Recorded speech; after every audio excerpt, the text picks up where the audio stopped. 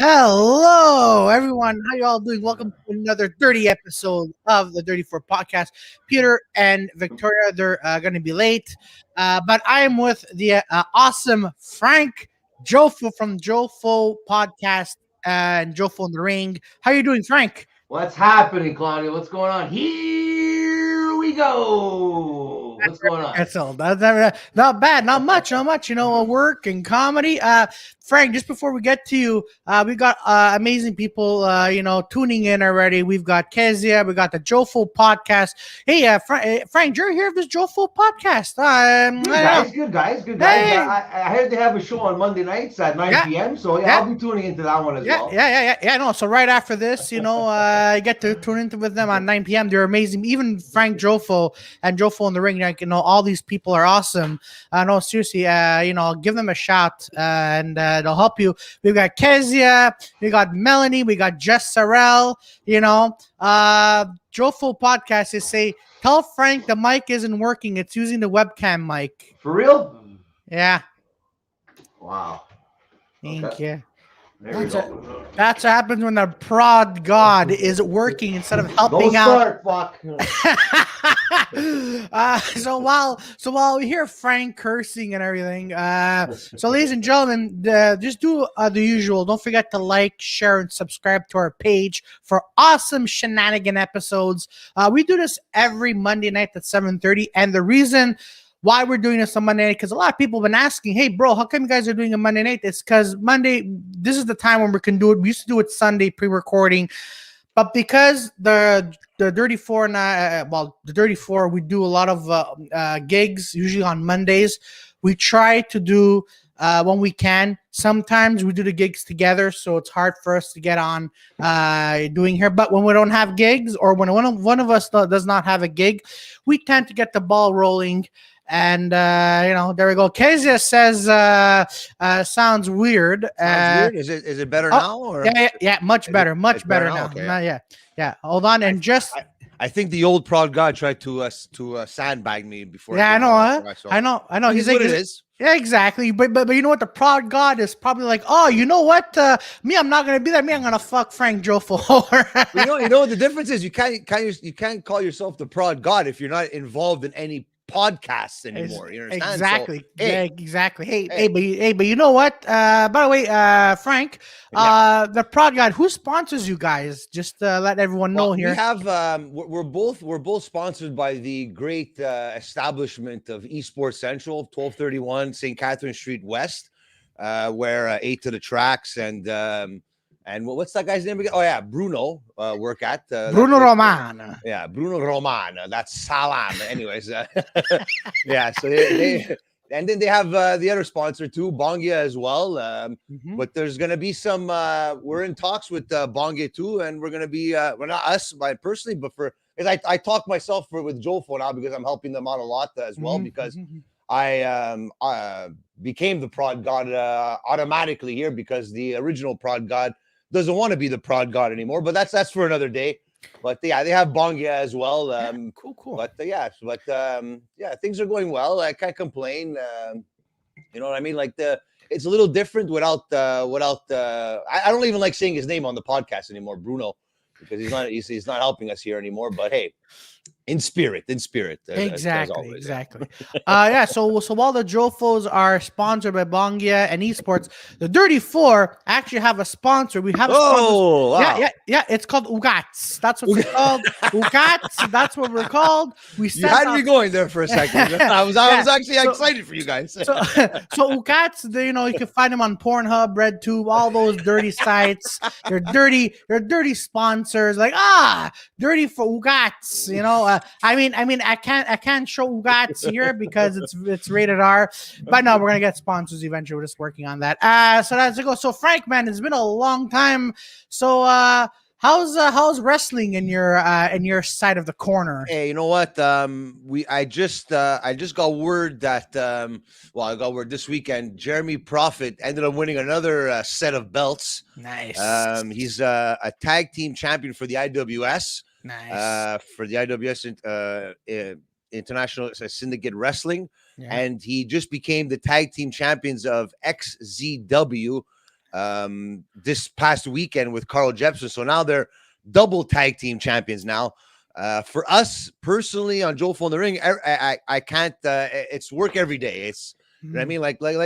Like you joked around. Like the sponsors, they help out a bit. You know what I mean. But it's a tough grind when you're not getting a paycheck here. You know what I mean. You understand that. We all understand that. But we love what we do, and we keep on doing it for everybody out there, and especially us as well. Because if I didn't like it, I wouldn't be sitting here talking to you right now. I'd just call you on the phone and sit on the couch and watch TV and talk to you like that. But I love what I do, and obviously we all love what we do, so that's why we do it. And I'm excited. There's a lot of big things happening in wrestling this week, especially with AEW, and then on Sunday there's a pay-per-view, Extreme Rules. There's gonna be a lot of hardcore stuff going on that live stream there on Sunday. Wednesday is their first AEW Dynamite. They're considering it like a pay-per-view, but it's on TV. It's going to be at Arthur Ashe Stadium where they do the tennis in New York. And Daniel Bryan is debuting against Kenny Omega, which is going to be a crazy match. I know. I cannot wait. I don't know. I still don't know where to call it. Honestly, I hate Kenny Omega, but I respect him as a wrestler. That guy is probably one of the greatest wrestlers of all time, and he's fighting Brian Danielson, whatever you want to call him. He's fighting, and he's probably in the top 5 wrestlers in the world right now. So it's going to be a great match. And tomorrow night, a special live edition of Jofo In The Ring with Mike Patterson of Main Event Wrestling. And he's going to be doing an interview with Jeremy Prophet tomorrow at 9 p.m.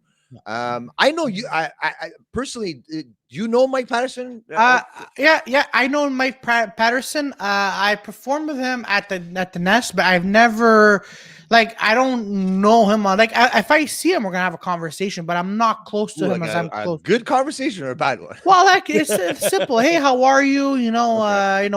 That's about. But he's not let's say I talk with Gabriel O'Massey, but I see him. It's a high and by, and we're But tell me something, sure. Claudio. Remember when you, me, and Trax went to that comedy show when we went to go see Pantelis?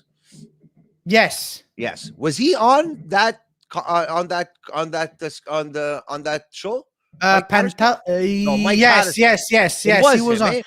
Because we were the only. Because I remember this. Because we were the only ones laughing at Mike Patterson, and everyone else is like.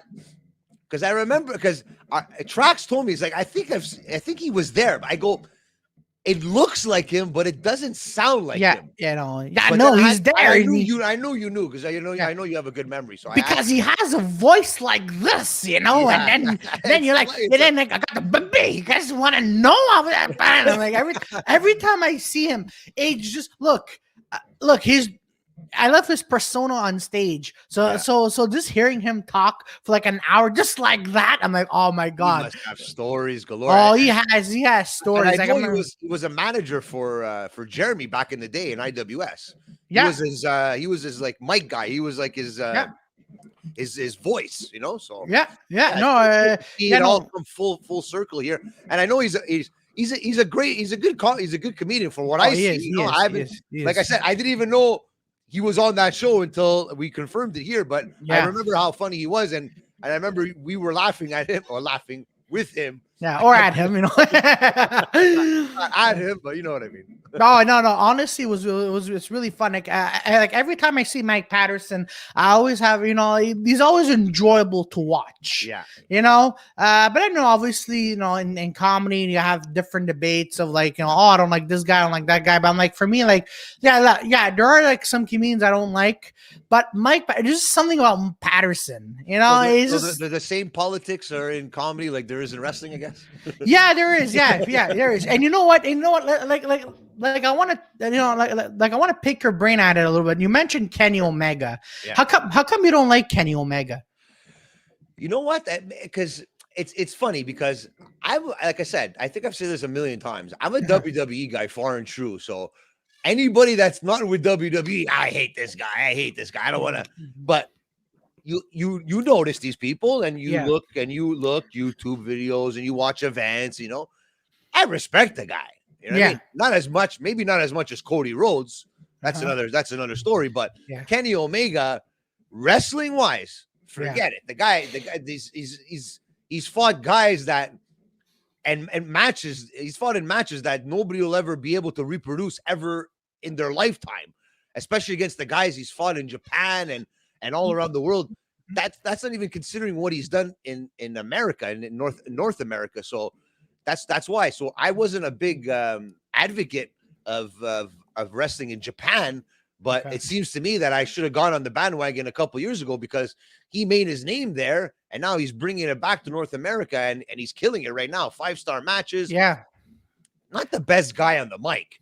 Don't get me wrong. No, he's but if you put him in a match like him versus Daniel Bryan on Wednesday, there's going to be millions of people watching that match, because that's something they wanted to see for years, and they weren't able to see it because WWE and other companies don't work together, because WWE is their own entity. So, so it's pretty cool to see the forbidden door opening like this, because Kenny Omega is and I'm not in love with the guy or anything. It seems like it, but I have a lot of respect for wrestling. Like, respect for wrestling, I have respect. If you're an idiot, then whatever. You're the best wrestler, but you're an idiot. I couldn't care less. But you see, here's the thing.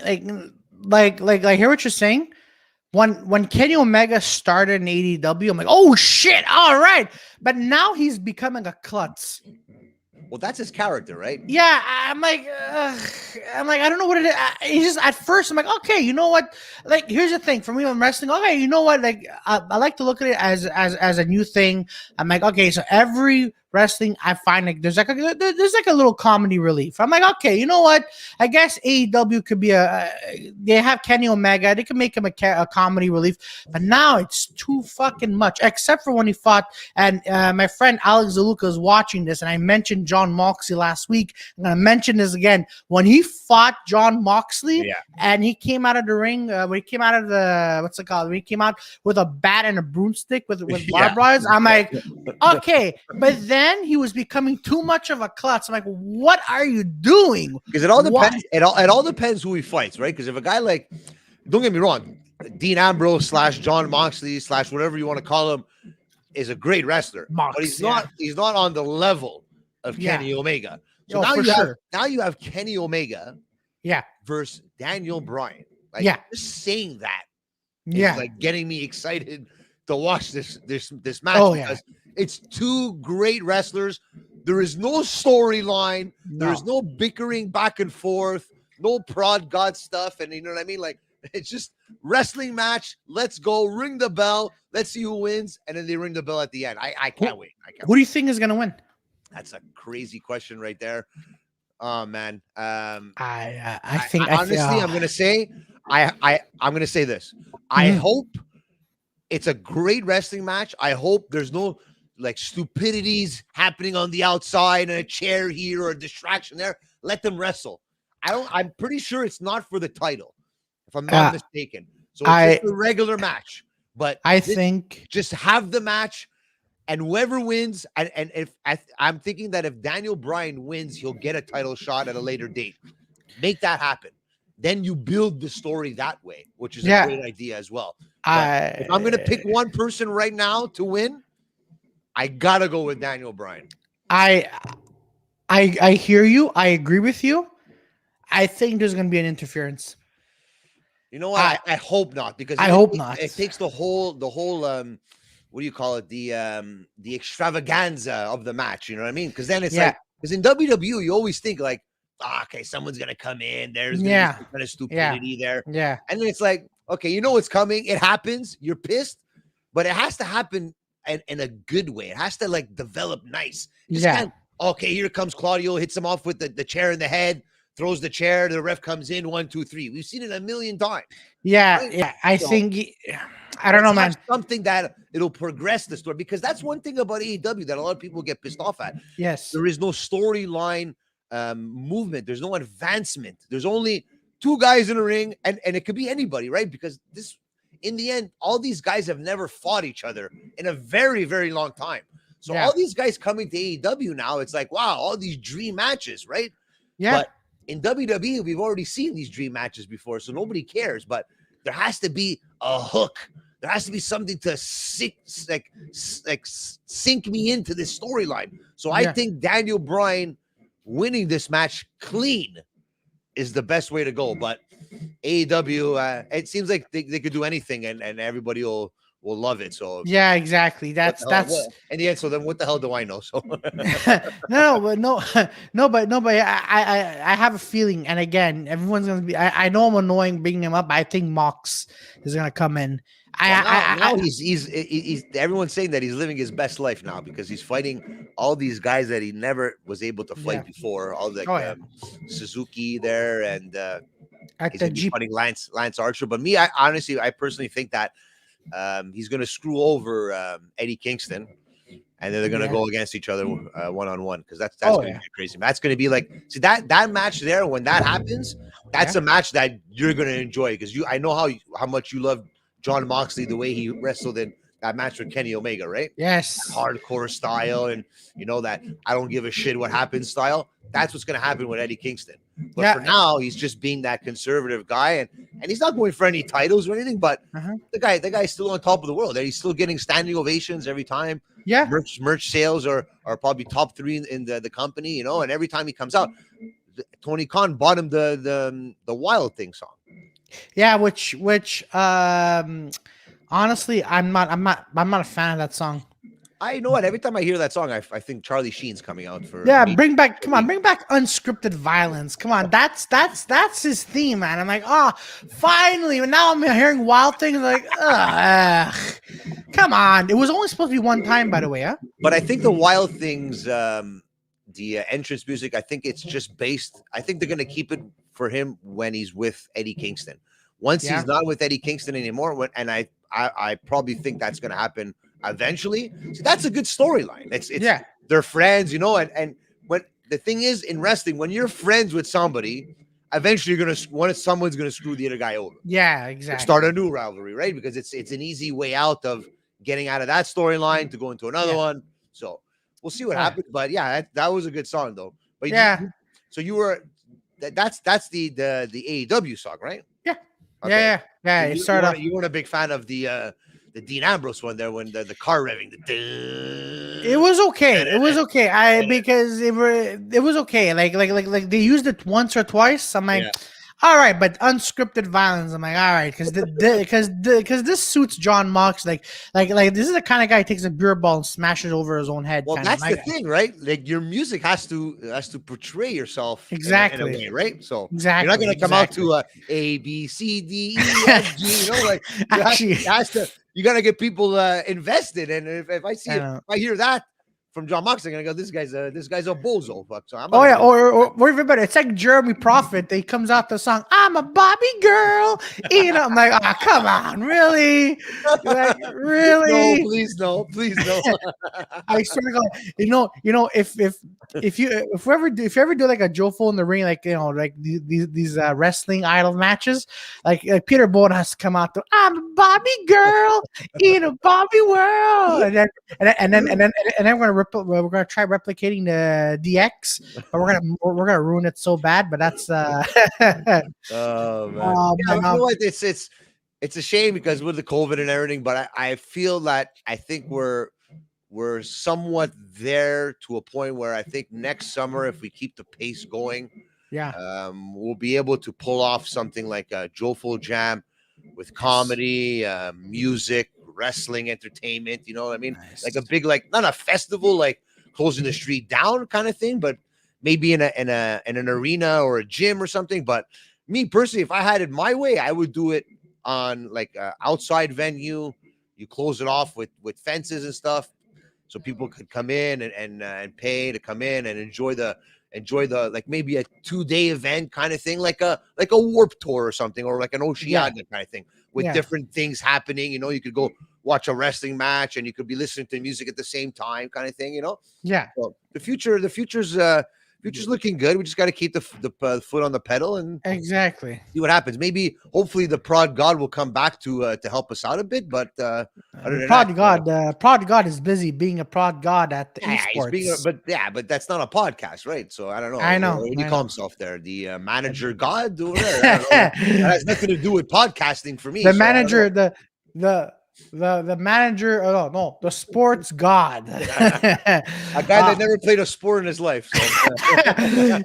yeah, bro. I know. I play sports. When you play, I play drinking water. Congratulations, everyone does that. You know. So you call yourself the prod god. How many podcasts you have?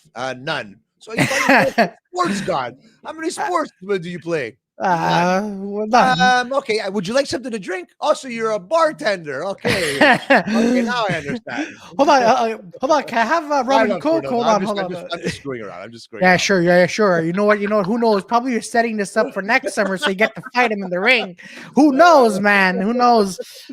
But how did you like? My curiosity is, how did you guys get Mike Patterson? I was about to say Mike Ward. Sorry. How did you get Mike Patterson to to be on for tomorrow night? Like, I know you mentioned it was Jeremy's. He was the manager for Jeremy, and that event. There's going to be an event this Friday, the 24th of September, at the M Telus. The M Telus is what? It's the. It used to be another. It changed name. It used to be another one. There was a very big name. Yeah, but they changed it. What was it? So people in the chat, do you know what it is? Comment below. Yeah. Okay. So then there's an event there, and Jeremy's very good friends with the promoters there, and I got tickets just because when they went on sale, I wanted to get 2 tickets so that if me and Jeremy will go, or maybe me and Kyle or whatever, I'll go myself like I did last time, and that's another thing. I went with the girls last time. That was fun. We'll talk about that after. Yeah, sure. He's because I think Massimo Comedian was on that federation as well. They were trying to do like a presidential debate to see who's going to be the president of the company, like kayfabe style, and Santino Marella is one of the guys, and Mike Patterson is the other guy. And they're going to be doing a presidential debate live at this event. Nice. When is it? It's the 24th of September, which is this Friday, if I'm not mistaken. Oh, damn it. Yeah. So I'm gonna probably most likely be there with Jeremy as well. I don't know. Jeremy is not on the card, but he told me he's bringing his gear there. So you never know what can happen. But yeah, who knows? He might slam Mike Patterson in the face. Like, I'm the new president. The guy Mike Patterson. Okay, he's not a wrestler, obviously, but he's a good mic guy. Like, and he could sell you anything. And if at the time when he was the manager for Jeremy, people were getting behind Jeremy because of what Mike Patterson was saying on the mic. So just to say, like, and I guess he's a comedian wise, I guess he's one of the known comedians. He's been doing it for a long time, what I know. So what I've seen on the internet and social media. So we'll see what happens. But and I know that Santino Marella will be there. Mike Patterson will be there. There's also going to be Rich Swann, who is the former Impact World Wrestling Impact World Champion at this event as well, and he got ranked in the top 10 wrestlers in the world just this year. So, oh, nice! It's gonna be hold on. I just want to clear my camera. Okay, there we go. Now I'm making more worse. So it's gonna be cool. Yeah. No, I heard I heard good things about it. I'm like, it's a shame that I can't go because I got my offbeat show this Friday. But or else if it was on a Saturday, I would have been. It's weird because I think the other event, the IWS event that I went to with the girls, was on a Saturday. Yeah. And this one's on a Friday. So yeah, I think they I don't know. That's not none of my business. But I felt if it was up to me, I would have put it on a Saturday. But I don't know, maybe even a Sunday too. I would have put it on too because for sure on a Sunday. That's why pay-per-views are on a Sunday. It's the perfect. Oh yeah, to have a but no, AEW is also happening. Doesn't it happen usually Friday nights? There's one on Wednesday, AEW Dynamite, and they have one that's called AEW Rampage. That's on it's on Friday nights at 10 o'clock. Okay. And then they have 2 YouTube shows too, as well, on Monday and Tuesday. So Yeah, no, you're racking it up in the wrestling biz, the more wrestling there is, the more work there is for me. So that's Exactly. I But love but going back to, let's talk a little bit about you, man. So how's everything with you? Are you going back on the boat or? I just got the results. I got a tear in my knee, Okay. so it's going to require surgery. So I'm doing what I have to do to get the surgery now. I don't know how long it's going to take to get the surgery. A lot of people have told me it takes up to 3 weeks, three weeks, maybe up to a month, sometimes 2 months, depending on what's going on. And plus, with COVID going on and everything, I'm sure I'm not the priority right now in the hospitals right now. So it kind of sucks. Yeah. Like I tell Trax every time, I'm like I need to do something, like I need to walk. I'm on my feet. I work 12 hours a day, 7 days a week, 90 days straight. Figure it out. Yeah. So now that I'm not as active as I am on the boats, I got to find something else to pass my time. So I guess becoming the new prod god of Jofo Podcast came into fruition there. So it's actually good that I'm keeping myself busy with certain things, so just to keep my mind off it. But yeah, there's pain here and there, but hopefully the surgery will eliminate the pain, and then I'll get back to what I like to do. And I like being on boats. I like cooking. I'm a cook. I'm a chef. But just to see, like, we were allowed to get off the boats as I was getting off with the injury. So I was on the boats, I think it was about a year with the COVID and everything. I was still working when COVID was still going. Well, it was still going now, but I'm saying last year I was on the boats. We weren't allowed to get off the boats. So I was on the boat for 3 months, 3 months on and 1 month off. I couldn't get off the boats for 90 days, so I was more or less like a prisoner on the boat. And now that they're easing off the restrictions and everything, I ended up getting hurt, getting off the boat. And now I won't. I like to go for walks, like in Chicago or in Sandusky, Ohio, or Green Bay. Go places like that, Minnesota, Windsor. All these little places in Canada and the U.S. You get to go and walk and explore. So now, So now I can't do much exploring now unless I go on Google Maps or something there. But other than that, it is what it is. But exactly, man, it is what it is. And you know what? You're fortunate that that could have been worse. And like now you're here in Montreal. You're checking out shows. You're working on your podcast. Hopefully that you guys are gonna hit it big, like the rest of us.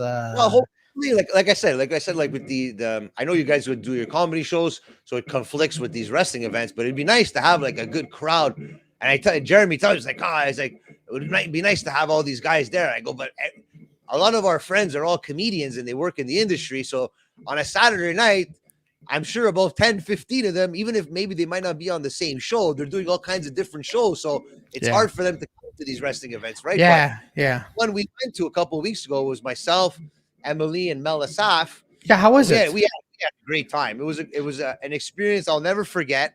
It was really fun, and honestly, I got to see Jeremy in action. He caught a beating, but he ended up coming out with the victory, and he still has the titles. And like I said, he ended up winning a set of titles this past weekend. But it's great to see that you support somebody, then to see them live. Like, it's like when I say, like, when I love how you guys do your comedies and stuff like that, and I go get to see you guys live. It's a different experience, right? Yeah. I'm happy that I got to experience that, and with Emily and Melisaf as well, and I'm sure they had fun too. And I was supposed to do a live the next night for AEW, and I lost my voice. I literally had no voice. Like I was like talking in sign language to Trax there. I'm like, I can't go on, man. I can't. Oh, wow. It was worth it. It was worth it. Oh yeah, no, but you know what? But you went with Emily and Mel, but that was the worst part. I didn't sit with them. They were in a section on the side, but it was fun. Like Jeremy and all the other wrestlers because I interviewed a lot of these wrestlers, but I interviewed them on StreamYard or on Zoom. So Yes. I got to meet Green Phantom. I got to meet Melanie Havoc. I got to Yes. meet Bob the Animal Anger. All these great wrestlers, and it was nice to see, like, to finally see these people in person and talk to them. Yeah. It's cool, man. Because that was the whole thing too, right? Our podcast was supposed to be one-on-ones or whatever, like guest appearances in the studio. Yeah. So then when COVID hit, I had to do everything online like everybody else. But yeah, I liked honestly, I liked Melanie Havoc. she's cool. She's cool. Yeah, she is. But I'm like, man, like, there was only one question that went through my head. I'm like, man, if she found out her significant other is cheating on her, man, she looks like a kind of girl who could do backflips in like real life with no ropes attached. Yeah, she's good. She's good. She's just starting off. Well, starting off. It's been a couple of years. Yeah. But what we talked about on my podcast is that you have to put yourself out there. Exactly. Use social media. Use Exactly. social media and engage with these people. Yeah. And the more people you engage with, the more people will come and watch your shows, and the more people will be behind you when you do have shows. So it works both ways, right? So yeah, exactly. But like for example, just when we had hey Peter, it's my apology. What's happening? Oh, that's happening. Okay, I can leave now, right? So yeah. All right, but no. What's going on, Pete?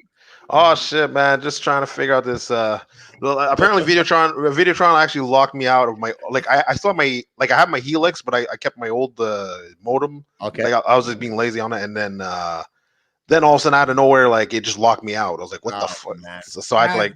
Bro, you didn't pay your bills. So. Monday problems, eh? Yeah, Monday problems. Monday goddamn problems. But we're here with Joe. We're here with Frank. Man, what's up? What's up, Frank, man? I can't complain. Everything's good. We were just talking about the event, the IWS event that went to it with Mel and Emily. It was great. Oh, sick, yeah. Jeremy's it looks doing sick. Great stuff. Yeah, it was honestly, and it wasn't even full capacity. Wait, Jofo, sorry. The videos that I took, and I was rewatching them. I'm like, wow, like it sounded like 1,000 people were in there. Like, yeah, but we realized you're inner Italian. Yeah, echoing. I saw events before, and the way the seating was, it was all social distancing. So it was two, and two, right, with distance in between. But back in the day, it's like when you see on Monday Night Raw, everybody's in the front there, and everybody's sitting next to each other. Yeah. So, but that way the crowd, I was so surprised how the crowd reacted, and then I ended up seeing a couple of my buddies I haven't seen for years, and nice. They're like, "What the hell are you doing here?" I'm like, "What the hell are you doing here?" And it was great. Man. It was great. Man. Like, it was great. But it's like more almost like a convention, like pretty much like. So like it's an event, but at the same time, it's like I'm pretty sure there's like a lot of connections you could. I could just imagine when they're allowed to have full capacity, they're gonna blow the roof off that place for sure. So I can't wait. Sure. I can't wait. How much people were in there? You said. I don't know the exact number about people, but because it's weird because I've never been there before personally. So when I got there, I was on the floor, maybe about 5 rows from the ring. Then there's a section like that in the front. Then they have the stage where they have about another 20-25 people on the stage. Right. Then they have people behind you, and then they have the top section, like the balcony. That had all kinds of people. So that's sick. Sounds like a couple of 100 people there. Yeah, 100 200 max. At least. I'm sure you could fit. No, you probably fit 500. You could get 500. 500. Yeah, give or take. Yeah. Well, if there was 100, 200 people there, it sounded like there was at least 500 or 600 people there. Like, turns out to be was this Emily? Was this Melanie the whole time? Holy shit! That could be. There's a part in the part in the entrance that we had to throw streamers for Jeremy's entrance, and I never threw a streamer in my life. So I'm like, no, come throw them with me. So you're like part of the party. Nice. What streamers? What streamers? Like the party stuff. Coriandolo. Yeah. So you throw them there. Oh, wow, man. And then at the end of the match, we went to go like where they were walking out to go in the back, and they got beat up in the ring. Jeremy Prophet and his partner Carl Jepsen. Nice. She starts laughing. I go, stop laughing. You're not supposed to laugh. You're supposed to be on his side. They're getting beat up. You're laughing at them. It's just like, Oh my God! Wait, I can picture Mel going. Mel, he's getting shot. Why the fuck are you laughing at him? The Melisaf laugh, you know. But you know what? Just Sorrel. Sorry?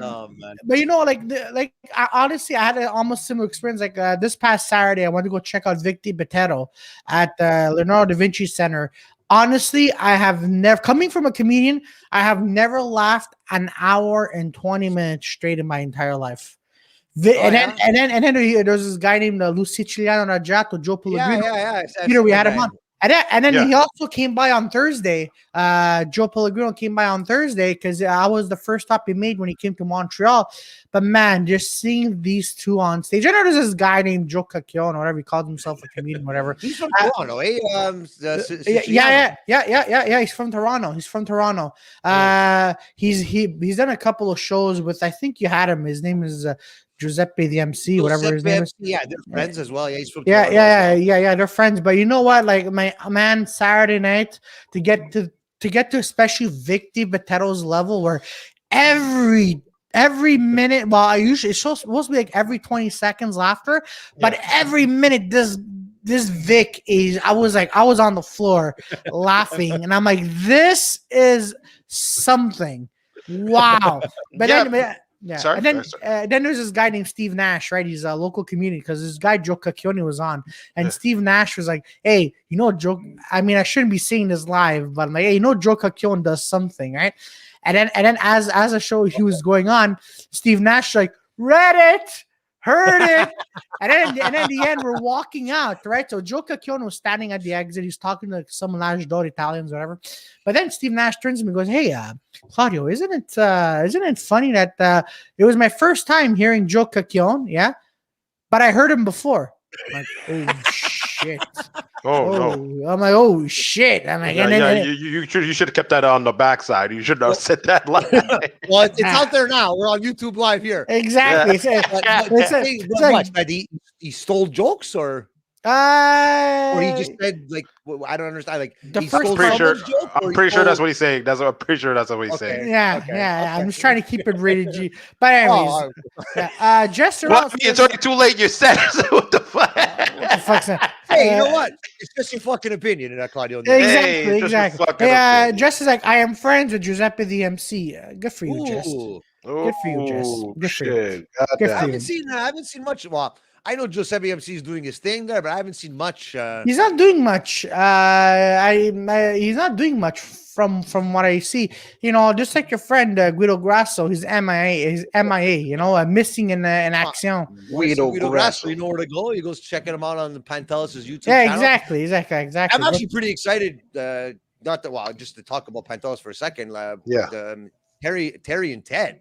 Yeah, Terry and Ted. I grew up on those guys on radio and high school. Oh, Q92. That's Q92. Man, yeah, those guys are vintage legends, man. Legends of radio. Yeah. And then to see them on Pantelis' network there, it's great stuff for him, man. And they those guys, it's like the thing they said at the beginning was cool because they said like they haven't seen each other for a while, and they're like, wow, like they haven't seen each other for like years and they haven't been together for years, but it just clicked right away. Yeah, like, exactly. I turned on the radio, like just to listen to them again, like kind of thing. You know, like it was so nice, man. And I'm happy. Yeah, too, no, man. honestly, it was on the podcast. It was on the podcast. They have like a short going podcast. It's not. I don't think it's long term, but short going podcast. It's called Terry and Ted. They're just talking like you used to talk back in the radio days, you know. No, they were good. Yeah, they were good. Oh yeah, they're good. They're good. And you know, were doing podcasts before podcasts were invented. Yeah, we were doing radio. No, was the podcast. No. You know who was doing? You know who was doing? You know who was doing? He's already laughing before he says it. What the fuck is going on? Because Frank knows who I'm going to mention next. Who? Okay. What the fuck is going on here? Frank Say it. goes, "Hey Frank." Say his name. You know who? Say his fucking Freeway name. Frank. Freeway Oh Frank. my god! Oh my Oh, god! But now he's coming out with a new podcast, which is good for him. Who? Freeway Frank. Freeway Frank. Freeway Frank. If that is his real name. Oh, Yeah, I it don't took know. him- I don't know Yeah. who that is. No, because it's this guy who was on Virgin Radio and he complained that he got let go. But this guy's been talking for 3-4 years. Man, I want to do a fucking podcast. Yeah. Meanwhile, he goes on IG Team Live. podcast. Yeah, and exactly. then Exactly. and now goes on. Exactly. I'm like, but why are you taking 2 years to make a fuck? And then yeah. And then you see him on Mike Lucci's podcast. I mean, his Instagram live story. Yeah. After Freeway Frank. Yeah. But My- what's going on with Mike Lucci? I haven't heard anything from him. I guess you've heard more than me because, like I said, like I Claudio, I like the guy, but Yeah, same. I rather put my thoughts and my time into something that's gonna advance me, not watching people Exactly. like that. Exactly. I don't Yeah. know. Thank you, does Jess. it does not benefit me in any way. Oh yeah, no, absolutely Yeah. no. I'm just saying this. Comment, I'll give my input. I'll give him Yeah. some advice if he asks me because he has a couple of times. But other than that, I'm not sitting there watching Instagram lives here. Oh yeah, no, same here I'm not with in that- me. I'm you not in know. that business to watch Instagram lives. Yeah, Like I'm yeah. a YouTube guy. I like to watch YouTube stuff. Like to see what other people are doing, collaborate with them and everything. Actually, you know what, Frankie? Okay, this was like it was just so random. Like yesterday, it was like 2 PM, and then Vance hits me up and he goes, "Yo, check out this live. It's crazy." And it was just girls just fingering each other, like just like dildoing everything. I'm like on live. I'm like, what the fuck is going on here on the live? Yo, send me the link. man. Send me the link. Yeah. I don't think I that was like, account what is up anymore. That's for sure. After Definitely not. No, definitely. Like I checked that link, it's like everything's off, and then like one of the girls looked too suspect. Or I was like, then we look in the chat. We look in the chat, and there's like, we're like, wait a minute, there's some underage kids here. What the fuck is going on here? No. So, but like, Oh. the video, like the girls are just like they're just doing their thing, they're just like putting milk on. Like they're all older girls. But you're looking at the chat, I'm like, man, I'm sure it wasn't Vance Michelle with the screenshot and putting it on his thing. Or no, because I joined in the live. I joined. No, I joined in.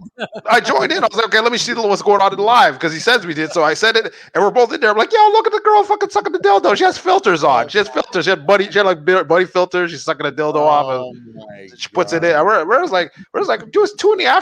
Who is posting this? Like You have nothing better to do at 2:00 in the fucking afternoon to watch this pornographic stuff.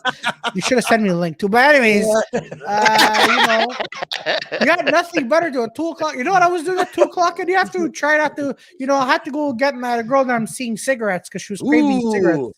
Then she goes, "Hey, can you get me some?" It's 2:00. What the fuck? Because she wants to. Yeah, Claudio's he's banging it out now. A couple of episodes here, and I didn't. You guys talked about this. I didn't. No. We know Claudio.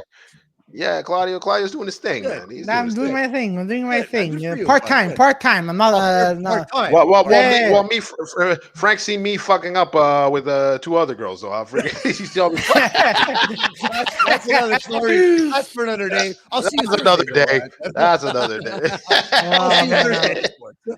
Oh, man. But Oh, man, I actually wanted. Yo, me and Vance were like, oh man, we wanted to go to esports, and we're like, fuck, we don't have the second bat. We're like, oh, for fuck's sakes, okay. Like October, we're going off, man. Victoria, we're going off.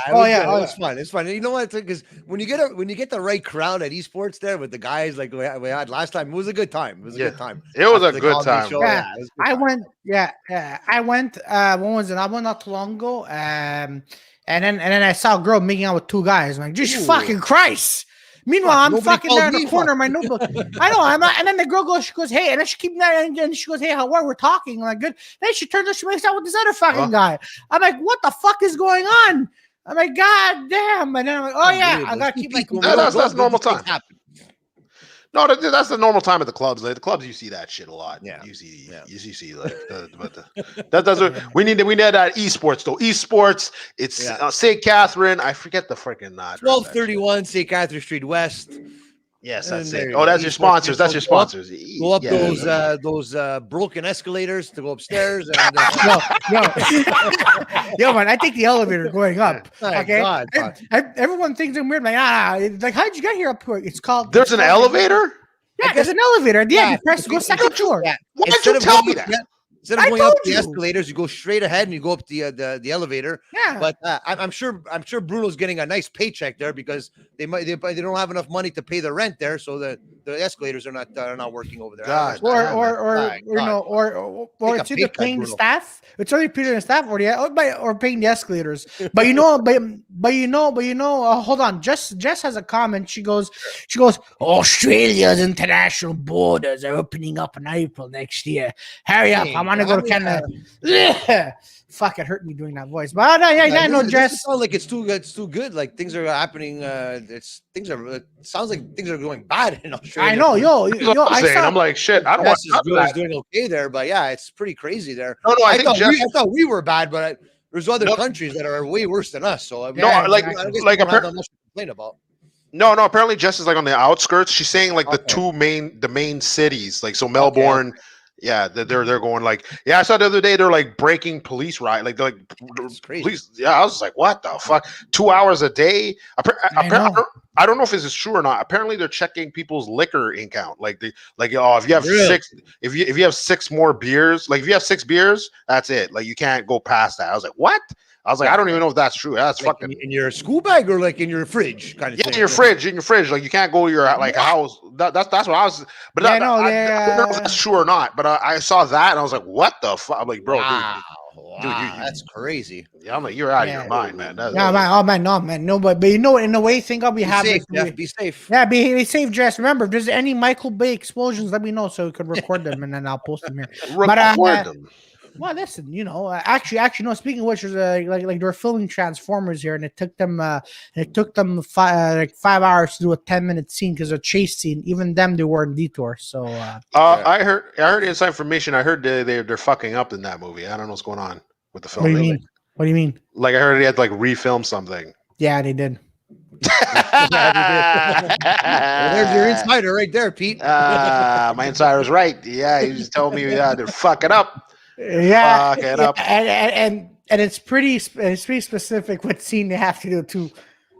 Thinking about that, Claudio, you were in Home Alone, the new one, right? Yeah, I was in the new Home Alone. I'm sure that's coming out in Christmas time, right? Yeah, it's coming out on Christmas. It's supposed to be, from what I've read, it's supposed to be coming out on Disney Plus. Okay. Oh Yeah. wow. Yeah. This is straight to. I'm not sure if it's theaters as well, but I know it's just Disney Plus. But even that, I'm like, oh my God, Jesus Christ! Is Macaulay Culkin going to make an appearance? No. Are you not allowed to say because you signed the contract or something? Oh no, he's not making an appearance, as far as I know. You know, it'd be a plot twist if he was like robbing the kid. That'd be fucked up. You know what? So here's a funny story. Okay, so look, it's been 2 years now, so I'm gonna say it.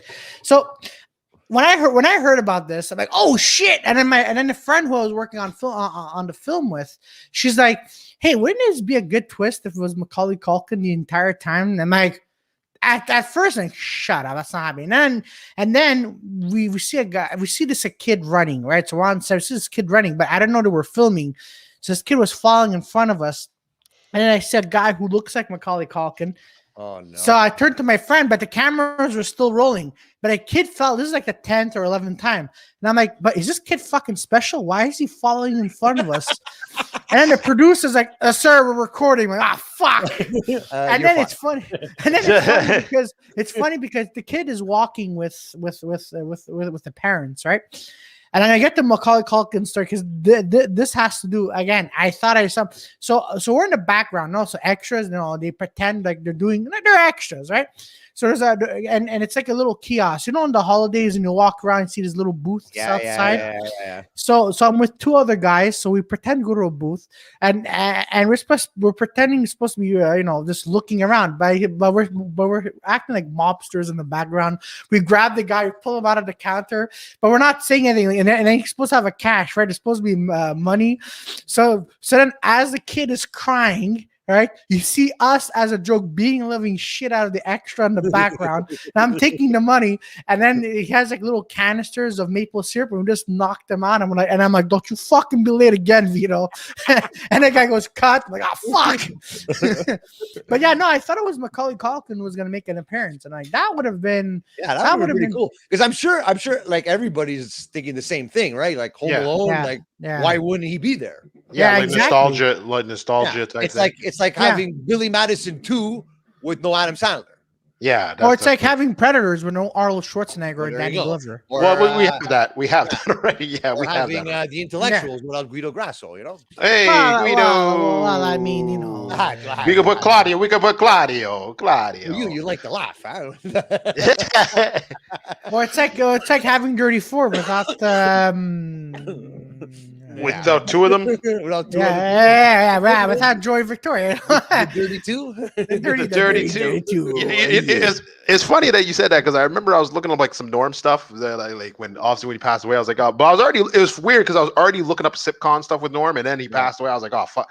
But I remember he had this clip where I forget which movie he was in, and Norm was saying like he was talking with this dude and he didn't know like he was just talking with this dude. He's like, and the guy's like, yo, you want a drink or something?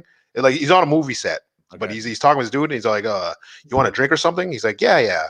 He's like, oh fuck. So what are you doing after? He's like, oh no, I'm just fucking chilling. And then the guy's like, cut. What the fuck are you doing? He's like, oh, I didn't know the movie was rolling. What the fuck? That's how great he is. Oh my god, he was on another level.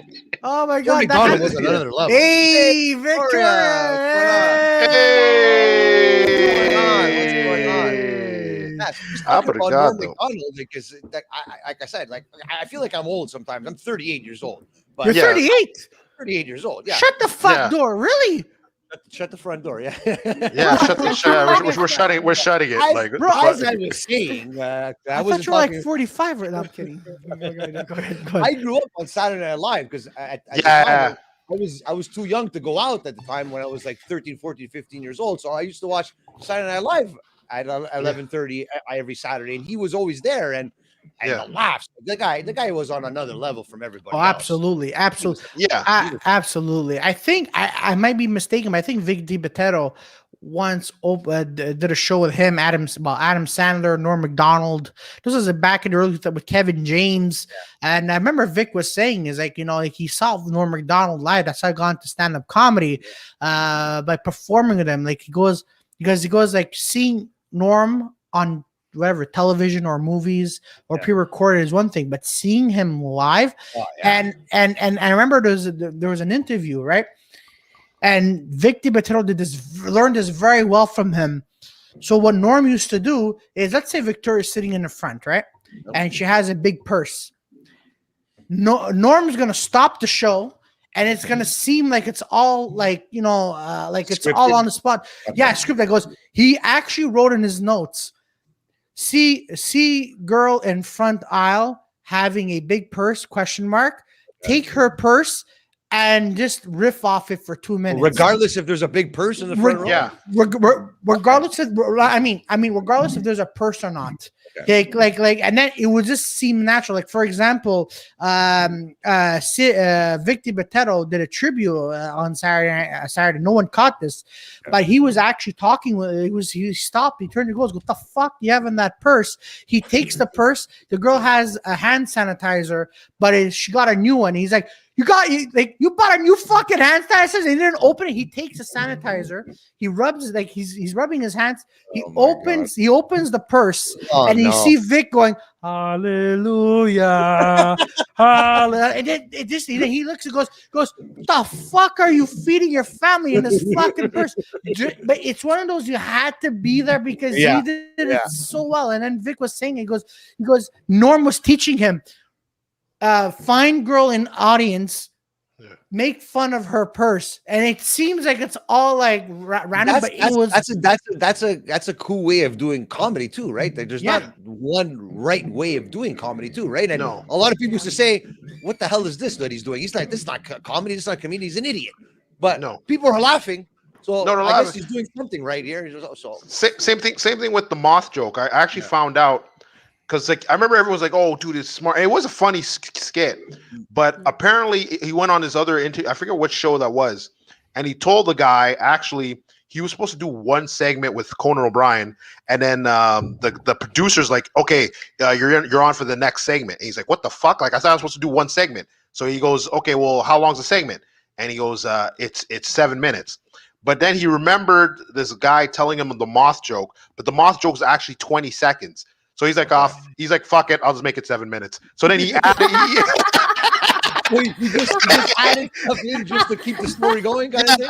Yeah. So he added like this Russian thing to it, and like a Russian play, and then he just hit the punchline like perfect. I was like, holy fuck, Yeah, that takes talents, man.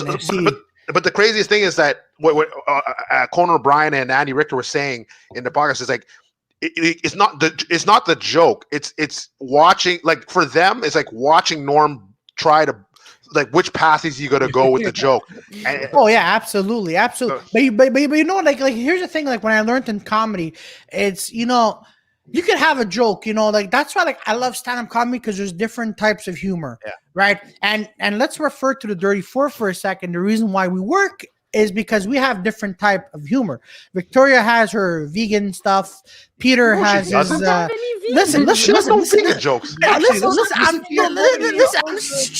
And Peter has his jokes. Joey has his jokes. But I have mine. And we work. Anyways, point of the matter being, I sound like a fucking idiot, but that's okay. But point of the matter being is that you can have a joke, but it's actually the delivery. I believe it's all in the way you perform it, the way you present the joke to hit that delivery, right? And that's well, as a non-comedian, what I always think is, if I could close my eyes and listen to the comedian on stage or whatever, if it's on the internet or whatever, and I could picture myself, like, when you're telling the story and everything, like I could see the story progressing in my head, and maybe I might know what the punchline is, and I know it's coming. That's what's going to make it funny for me. Like I could put myself in that situation and then laugh about it because, because I've been there, or I've seen that, or I've heard about that. That's why it makes it funny, right? But that's what it is. More than me. You know what? I'm still learning. Yeah. I think it was Jeremy that told me it's a lot like stand-up comedy wrestling, because it's the same thing. When you're just about to go out and have a match, they tell you, okay, Claudio, you got 8 minutes in the ring, 7 minutes in the ring, just like comedy, right? You're live, I need one. You're live, the same thing, and if you screw up, you just know, okay, can I start all over again? No, we're live. Like there's no turning back. That's it. There's a lot of the same things like wrestling and comedy. You see, for example, Victoria, like when we don't go live, like she hits me a lot. She says, she hits me a lot. She tries to slap me in the head, and then she goes, "You're a fucking idiot." I'm like, Victoria, what are you talking anything about? can happen on a live stream. So no. I'm not saying live. I'm saying before we go live on comedy. Like I bother her, she bothers me, and I bother her. I don't hit you. No, oh my god, that's fake hitting, not actual hitting. Calm down. Victoria, how was your day, man? How was Victoria, I don't know what's happening. That's it. Yeah. I just came back from camping. Oh, okay. I thought did you bring your tent? Yeah, I know you brought your tent this time. No, I brought my tent. I did forget all my money and my sweater. But that's normal. That's normal. At the campsite. No. Okay. I forgot. Okay. Oh, Kiki. Oh, Kiki. Oh, hey. Oh, wow, Kez. You don't say, hey, Peter and Claudio and Victoria. You just say, hey, Peter and Victoria. Hey, guys. You don't get invited. Actually, the one thing I do want to say about the IWS wrestling thing, so I guessing like you went there. You obviously you go to support Jeremy Prophet, but do you want to take elements from there, put it in your Jofo jam, so you like have like a fucking? Oh yeah, for sure. Like production-wise, you guys know Gas Digital. They have Legion. They have Skankfest, right? Yeah, Skankfest. What the hell is that? Skankfest. So basically, they have comedy. Skanks. It's basically the festivals they have here in Montreal. Like they have, let's say, like I would rent out Jean Drapeau, just for example, and I would have a section for wrestling, a section for stand-up, but everything would be scheduled, right? So you'd be able to go see a comedy show. The comedy would be on a break, so you'd be able to go watch a wrestling match, and listen to music like at the same heavy time, right? And then Yeah. maybe some music on a stage at the end of the night, kind of thing. Ended off with Yeah. some comedy, or I don't know, like it's there's ideas there. That's why I'm happy it didn't happen this year, so we didn't have to force it. But Yeah. I know that next year there will be something in that effect Nice. going on next summer for sure. And Fucking obviously, sick. you guys are going to be involved. Yay. Wrestling or comedy, which one you Both. whichever one you guys Both. do. Okay, I Both? want to wrestle Peter, and I want to come out to the song as unscripted violence. And then like on the side, Victoria's gonna give us like camping tips. Like, okay, The thing is, if the way I think about it is that all these wrestlers that I've had on my show that I'm keeping in touch with every day, you know, putting up clips for them and helping them grow as a wrestler, for them to become a better wrestler. If I have to call them up and say, hey, like PJ Savage, hey PJ, I got PJ. this event next year. This is the date. Keep the date open. It's going to be a festival. I want you to wrestle, and I want you to do some signings and autographs and stuff. These guys are gonna come running. They're willing to take pay cuts to come and support us, Jofo in the Ring, and obviously Jofo Podcast. But it all the work that we put into helping these guys, it's making them do this. So that's why I want to keep the foot on the pedal. Yeah. Keep supporting these guys so that when this does happen, I have guys that want to come and wrestle and do music, comedy, you know, and there's a lot of people that do both. So can Shotgun, can there be a tag team fight with Melissa Hunt? What? Melissa Hunt. What's the Shotgun Oh for? my god! No. The what's her name? We spoke about this before, Frank. Melanie Hunt. Melanie Havoc. Melanie Havoc, yes, Melanie Havoc. I want her to be a tag team champion fight with Melanie Havoc. You want to face Melanie Havoc? Listen, no. I'm thinking You about want to this. date Melanie Havoc? No. Wrestling tips with Melanie Havoc, Oh, okay. and then Peter and I can like try to bring her down. Peter, don't worry, I got us. Okay, you know I'm gonna clip this. I'm gonna send it to her. Right? Go ahead, do it. We'll be like, all right, guys. This is wrestling 101. She does these acrobatic flips. She punches us both in the face. It's gonna be good. Oh, and if you could get Trish Stratus too, that would. You know what? It's all about the mighty dollar in the end. Because when you get guys like that's why I'm very grateful that I've had these certain guys on the wrestling show, right? So I could talk to them and everything, right? But if they haven't been on the show and I go, hey, you want to be on my wrestling show? They're gonna charge me these arm and leg. Oh yeah, for sure. Yeah.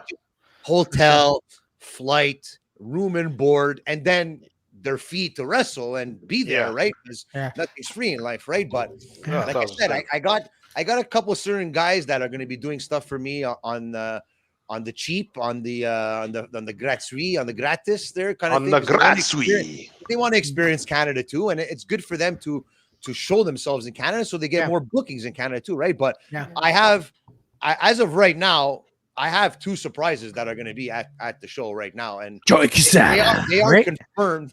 I'm not going to say any names. One is one. They're both wrestlers, so that's all I'm going to say. Chris Jericho? Is it Chris Jericho? They were one. How do you know? Actually, both of them are former WWE wrestlers. Hardy. Is it Paul Wright? Matt Hardy. I'm not going to say it's a surprise. Malachi Black. Surprise. Is it Malachi? Claudio's like a fucking. Listen, if it's Malachi Black versus, hey, by the way, speaking of which, before we get to Victoria, Frank, isn't there supposed to be someone coming into AEW this week? They're saying there's somebody that's coming. Everyone thinks it's going to be Bray Wyatt, but it's going to be Buddy Murphy. Windheim Tribe. Remember Buddy Murphy? Tribe. Yeah, I remember Buddy Murphy. Yeah, Buddy Murphy. And I think his name is Buddy Matthews now. But where's Bray Wyatt gonna go? They're saying he's gonna go to AEW, but honestly, I'm gonna tell you something right now. I have a feeling, and I always have this feeling that I think he's gonna come back to WWE. I don't blame him. The money's there. The money's there. There was 2-3 guys that got released, like everyone felt bad. Oh my god, and then they were on WWE a couple weeks later. Yeah. It was all a storyline thing, just to give them that vacation, you know what I mean? Just go away, because the more if you're on TV every single week, people get bored of you, so they're not cheering for you as much as they are that person that hasn't been there in 9 months. If that person comes back, the ovation. Like Brock Lesnar wasn't there for 2 years. The stadium almost exploded. You know what I mean? Like, but it's the same thing back in the day. Like remember when Triple H tore his I think it was his knee or something or something. Like I think he blew his ACL or something. Like and that. he wasn't even, like he was a popular guy, but he wasn't that big. Yeah. And then when he came back, it was like on the Madison Square Garden. It was like as if he was like he was Hogan. It was like what the fuck? He came back, and I think Undertaker came back too that night too. Him. Yeah, which was just nuts. I was like, holy shit! Like, it was just like if you go away as a bad guy, you get cheered when you come back in. It's weird. Yeah, we're just like and then if you come to Canada, then like they're cheering for the bad guy. Like it was like oh shit, it's Hogan, NWO Hogan. They're like what the fuck? He's the bad guy. Like what the fuck are you doing? When I'm trying. So there's going to be some surprises, and as you guys are going to be involved in the event, when I can't wait. When the time comes, because I don't want any rumor leaks and everything. So not to say it's definitely not. Guys, definitely. Definitely. Keep it tight. Yeah. Once the date is set and everything is ready to go, the people that will be involved will know who these people are, and you'll be excited to see them. I'm actually pretty excited to see them. Trish Stratus versus Victoria Blair. Oh yeah. That'll be fun. All right. Okay, so why you make it weird, Claudio? Why do you make it weird? What? I'm like, look. I'm gonna be the announcer. Like, come on, Victoria, you hit her with a sun. You hit her. Oh fuck that! God damn. You're rooting for me. I'll be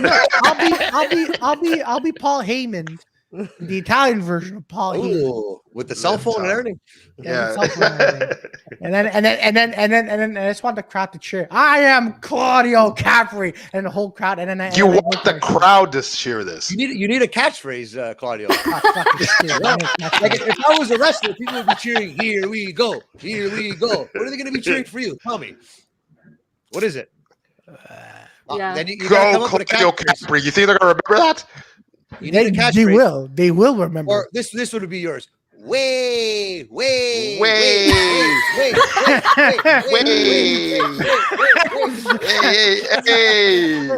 That's good.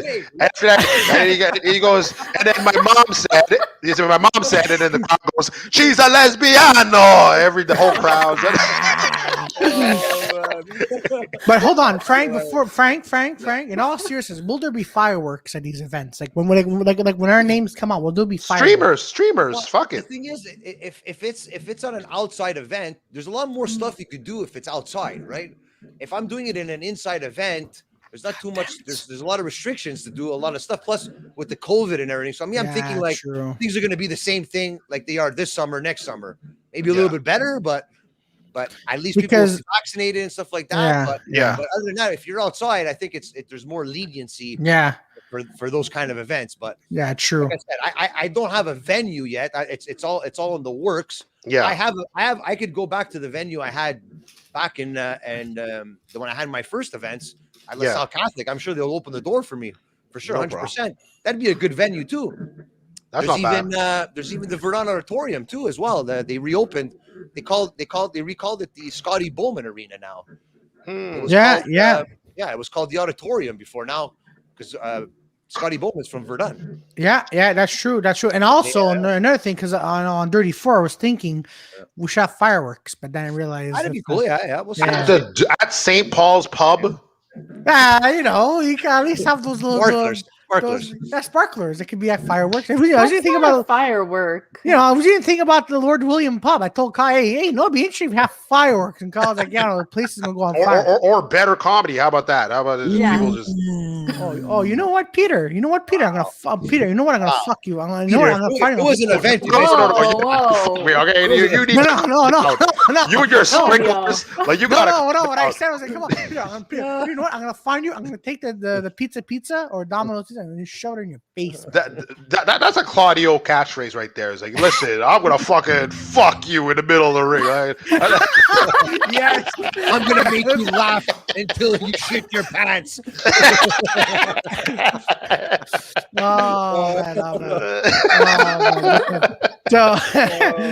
So Victoria, did you go vote today? I did. Did you guys vote? Yeah, I voted. No, I couldn't. I was trying to find. I don't know. I didn't get my card. I was like, oh fuck this. Well, you can still go. I didn't get my card go either. vote, Pete, and they're gonna lose by 1 vote. You're gonna say, "Fuck, I should have voted." Fuck. Yeah. Oh, then I'm the I don't one. think it's gonna happen that way, but my mom never always does. makes me feel bad for those Yeah, situations. They're gonna lose now. But you don't even know who I'm gonna vote for. Fuck. Yeah, I was like, I worked till like 5, but I stayed like about an hour later, and I was like, oh fuck, I have to go home, get my fucking IDs, and then the podcast over voting. You see, this guy's a good guy. Hey, Claudio, Peter is the voting. This guy's. I don't even know where to vote. I didn't get my thing. I'm calling Peter, people. Are you sure? Peter doesn't know what's happening at all. Peter, are you sure you are a Quebec citizen? Oh, I don't know. That's what I'm saying. No.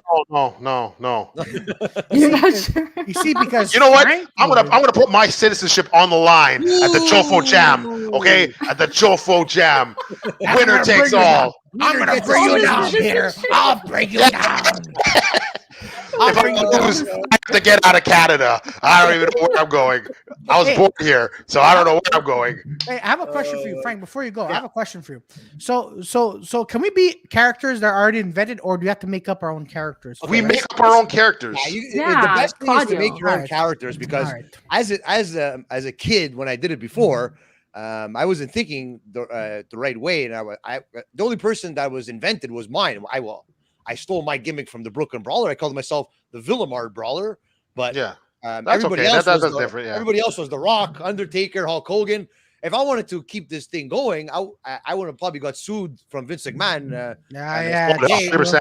I'm using their characters, right? So that's why it's good to have your own character and your own gimmicks and your own story, so that once it happens, at least nobody could steal that away from you. It's like your own thing, right? So you can't get sued but or anything. Okay. I have a question. Does it ever happen that someone like makes up their own character and then goes on stage and then they bomb because they're not believable or something, and people are like, "Get out of here! You suck." Yeah, you're talking about wrestling, right? Wrestling, right? Yeah. I'm talking about wrestling. That's the same thing too, right? Wrestling, you could go on a show, a live Monday Night Raw. If you have a match and you have a bad day, and nobody cheers you, I don't think you're going to be there the next Monday Night Raw, which is probably almost the same thing as comedy, right? Because if you don't make people laugh, you don't keep people entertained. Yeah, who's going to come watch you, right? So they take you off TV. So same like remember like the Rock when Rock came in, he was like Rocky Maivia. Yeah. And then he just changed his character when he would join the Nation of Domination, and then boom, and then boom. Yeah, he's like a freaking movie star. Yeah, he's just, and everyone remembers his catchphrases. Same with Austin. Remember Austin? He had like in ECW, he had like the long blonde hair. No, I think it was WCW first, and then he went to. You know that Farouk was behind all those sayings that The Rock used to say. Yeah, apparently, yeah. I heard that. I heard him say that. I had Godfather on, and he told me. That was what I saw. All those things, know your role and shut your mouth, and you jabroni. That was all Ron Simmons used to say. Remember, Ron Simmons used to say, "Damn, yeah, know your role." Yeah, he used to say that, and The Rock and a lot of people used to say Rock is a thief for gimmicks like that. Like, he used to steal stuff. No, I wouldn't make say it his own, right? But I kind of believe it, but I don't want to believe it, obviously, too. But there's a lot of things. It's like comedy too, wrestling, as well. A lot of people steal a lot of people's stuff too, right? So, I mean, that's the thing. It wasn't, but okay, he did it, but it was never a catchphrase that caught on. Where like The Rock kind of. But every catchphrase he had, The Rock, he put it on a T-shirt and sold millions of dollars. Meanwhile, Ron Simmons is with, like bro. JBL drinking beer and beers in the back. Not that there's anything wrong with that, but no. But JBL exploded after that too. Then when he exploded with the rich cowboy guy. A lot of people say if it wasn't for that, he wouldn't have been a world champion after that. JBL. Yeah, so you never know. That's it. No, it was great. And who was the other? I think it was Austin with Christian. Apparently, Christian said something like he's like, you always say "what" a lot. And then Austin's like, Austin's like, okay, fuck it, I'll just start saying it. He'd be like, yeah, so I did this last night, and they're like, what? And I said I did this last night. They're like, what? And then boom, that is like Austin. Maybe he was trying to say way. Listen, when I take you to the middle of the ring, I'm gonna fuck you way up there. Oh, look at that! There you go, Claudio. There you go. There we go. All right, guys. All right, AEW, if you're listening to me, All right, I want to be Matt Hardy's partner. All right, yeah. You want to be Oh, Matt my Hardy? What are you talking? You want to go? No.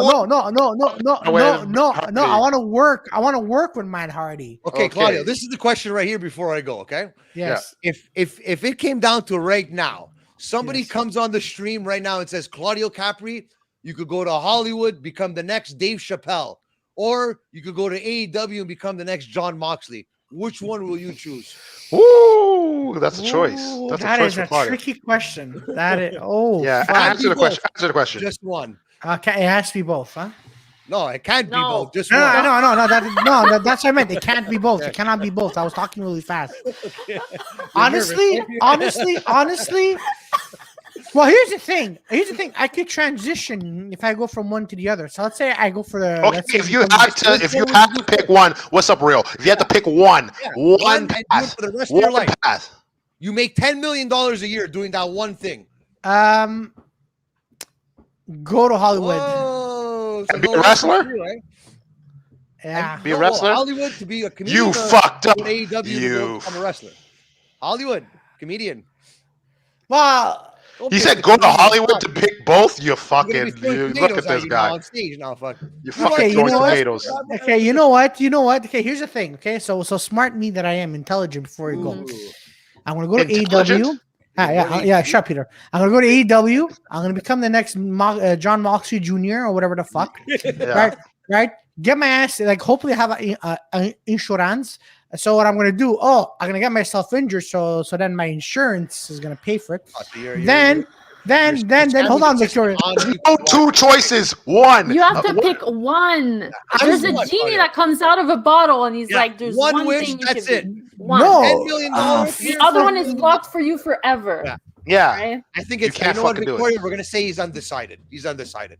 He's undecided. Okay, hold on, Frank. Before How you go, did you vote, Peter, Claudio? How did you vote? Peter, Victoria, what would you pick? Oh, it goes back to you guys. Now, we're still with you here, Claudio.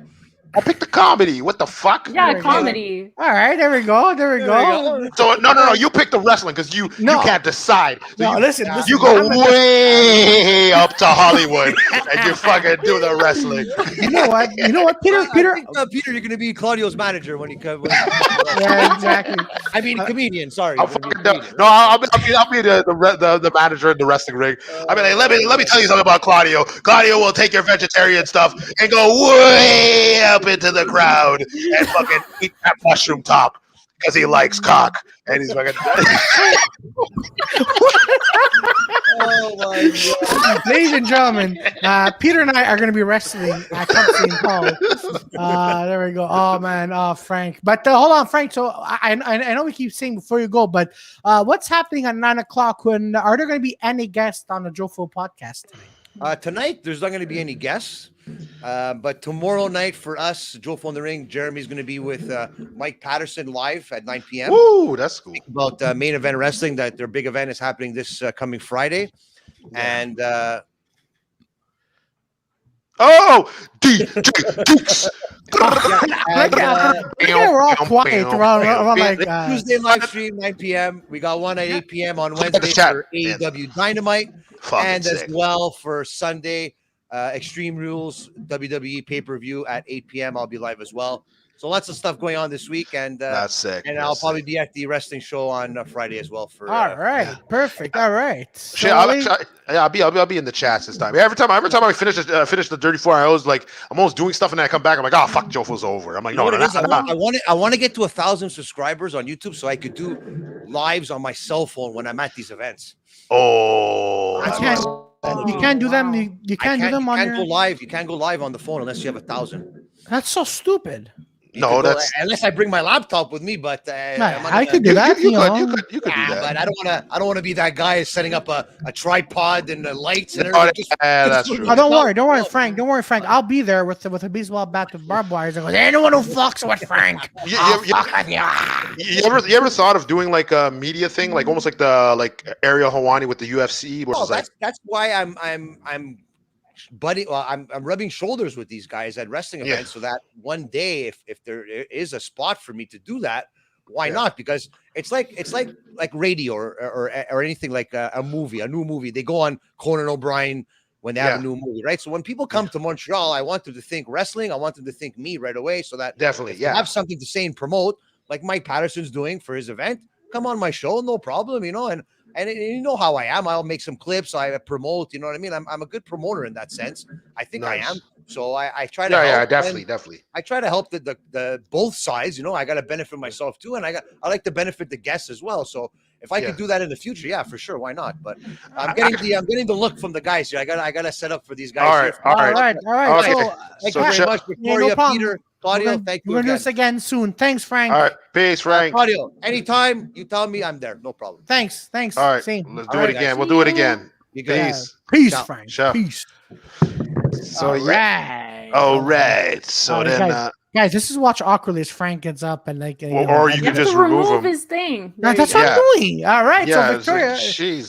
we were gonna say about Victoria. Victoria. Yeah, Victoria. I cut off my finger, guys. I cut off my finger. It was gross. How did you cut off your finger? So I was cutting onions, right? And you're supposed to use the paw technique, and I didn't. I used this technique, and I cut up like a piece of my nail. Like I cut into my nail into my finger. And it was so gross, and I bled everywhere, and I totally freaked out. I freaked out. And it's growing back, it's growing back. That's good. It's crazy. I was going to talk about the comedy, but you're going to do fatality. Oh, what about the comedy? No, I have a show tomorrow, guys. So that's what I'm saying. Like, we haven't seen you in a while. You hosted Sloppy Sundays. You're hosting now another show. She did a good job last Thursday.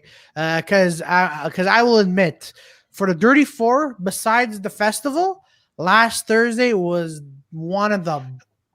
I heard it was good. I heard it was really good. I heard from a lot of people that it was. It was really alpha. Make it pure. It was really.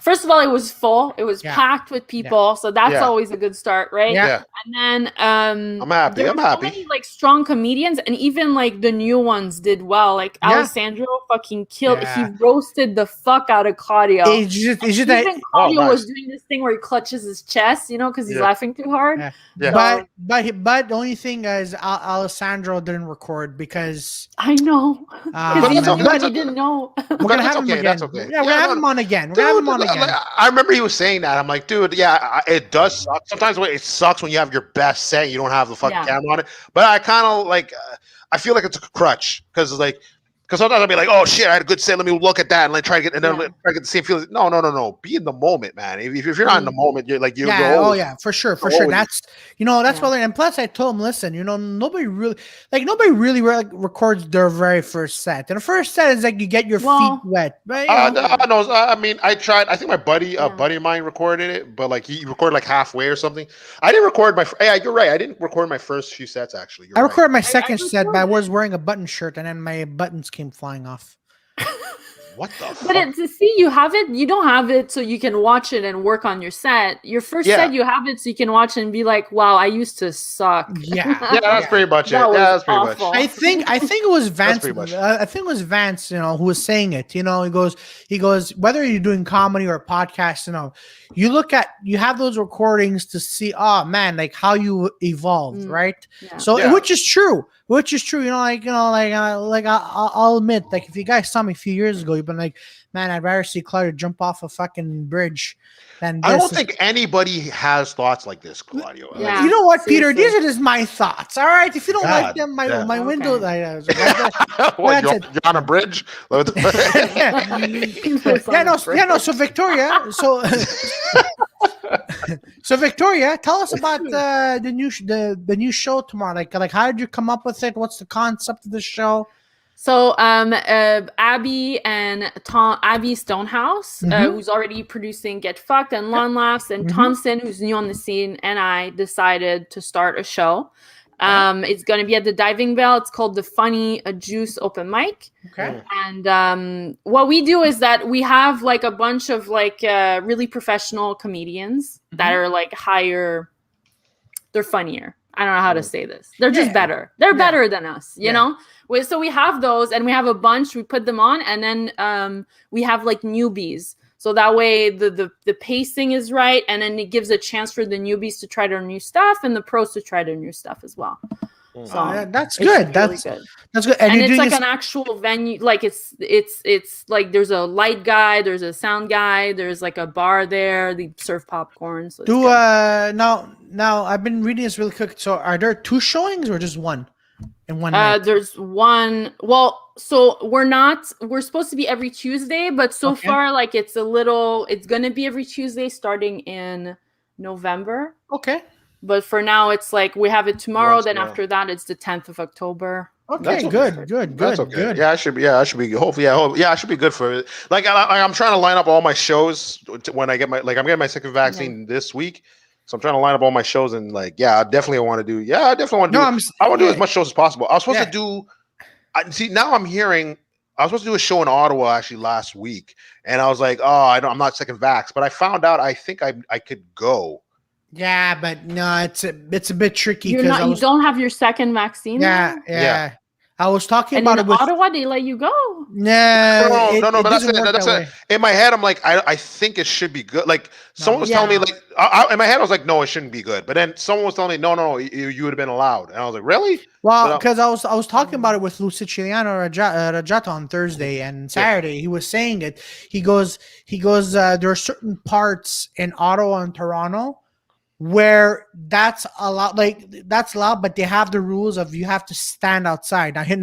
Now he says this happened to a few of his friends. Like they didn't get the second vax, but they were still performing. Yeah. They're like, but where they get you is, let's say that rule is off. If you're an entertainer, you have to wait outside, right? Right. Yeah. But they're gonna get you. Like either way, you're screwed, right? Because when you're standing outside, they're like, oh, so where's your vaccine password? Oh, you only been vaxxed once. Yeah. They're gonna either fine you. Now here's the thing. Well, you just walk around. You don't stand. Like I wouldn't stand. Yeah, but no, they're still gonna, like, for example, let's take this as an example in the food court, right? Yeah. Like even if you like there's even security guards who come up to you and go, hey, I can have your passport. But even if you have one, they're like, okay, well, let's say you get into a metro and you have to get through it by the outside. You can't go through the underground. Because that's how it's, and if you're walking around, that's waiting for a show, they're it's the whole perimeter. So that's how they give. And there's 2 kind of warnings, apparently, from what I understand. One fine is obviously you're not double vaxxed, and then the second one is you don't have your vaccine passport. So there's 2 fines. But that's now. But I think they introduced it like the September 22nd. It doesn't matter. Not September. In August.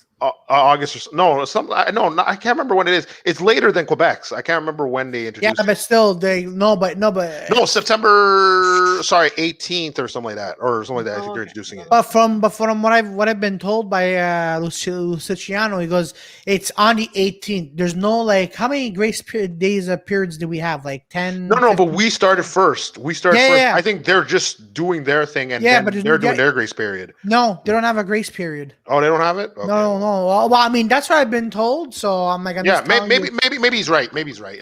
He traveled, so I can't. I'm not. No one like I'm double vaxxed, but I'm waiting because I wanted to see what my diabetes situation is going to be at the end of next month.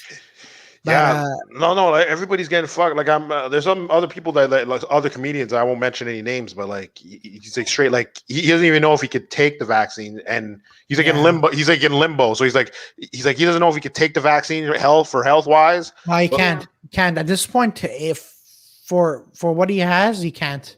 But it's weird for diabetics. What are you guys talking about? I'll tell you after. Yeah. What does he have? No. It's like almost like a heart condition. Like almost like a heart condition. So he but he can't get the thing to say he's exempt because they're still looking at it. So they're like, exactly. So he's like in the middle. So I'm like, shit. Like, what do you do then? What do you? But it's weird. But it's weird for diabetics because they encourage them. I'm like. But wouldn't that be bad too? Well, actually, exactly. Wouldn't they? Actually, no, it would be bad because like I was hearing people. They were saying like I think people that had COVID, it affects their liver and kidneys and everything. Like I think there's like a high percentage in that. So like a lot of people were getting diabetes apparently through this whole pandemic. Yeah. Well, yeah, and apparently because people I know 3 people. So including Claudio, I know 3 people that like had diabetes over this time period, which is Right. crazy. Which is just because nuts.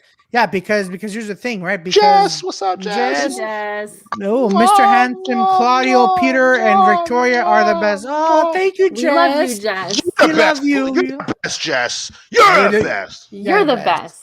But yeah, no. You're The the thing is, best. but the thing is, it's like you're gonna get something out of this pandemic, right? Whether you don't have COVID, if you don't have COVID, you're definitely gonna get something, you know. But Yeah. Yeah, a that's lot a of people, like a lot of people are saying, and I'm one of those people. I'm happy in the way that I have diabetes rather than something else. Well, I mean, you know what? Like you look at it a positive way. You handle it well. You handle it well, actually. Thank you, Yeah. thank you. But But there's some, I don't think anybody would want anything. But like, but like you handled it well, and you're almost getting rid of that shit. So that's hopefully. But yeah, that's it. I mean, you know, as Peter says, it is what it is. It is what it is. Yeah, no. Also, you're losing a ton of weight, Claudio. You look really good now. Thank you. No, I'm gaining. I'm gaining. You should have seen me on Thursday. I was sucking in my. I have like a little gut belly. I was sucking in. By the time like I had to bend over on stage, man. At that time when I was out of breath, I'm like, oh fuck, I think I am out of breath. But I had to exaggerate it a little bit. But I'm getting. I was gonna say you look so skinny on Thursday. Thank you. Oh, thank you very much. Thank you. Thank you. Sucking in her gut. No. You're right. Technically, No. you're right, Victoria. No. You're like, well, he looks great. He's all like, No. Right, so I went to the store and No, I was like, Claudio, what's wrong with you, man? no. You okay? No. I gained so this is weird. 2 weeks ago, I lost 3 pounds. Now this past week, I gained back 2 pounds. Oh, that's not. I mean, that we wouldn't notice. We wouldn't notice that. No, it's just me being what happened was just me being a lazy fat sometimes because I'm on my bed. Happens. Because when I'm not working and I'm just on my bed just resting. I'm like, oh fuck. Sometimes I'm not even gonna lie. Yeah, I work like 5 in the morning, so I have a day off. Sometimes I'm just like, but then I'm like, I'll see something. I'll just see something like on my Facebook. I have too many things I'm following, so it's like one thing would be like I remember like just one. It didn't happen that day, but like it happened one morning where I was like, I just woke up and I put my Facebook. He's like, you're just laying down being a lazy ass. You could be fucking working. It's like, fuck, all right, yeah, I'll get up. Like,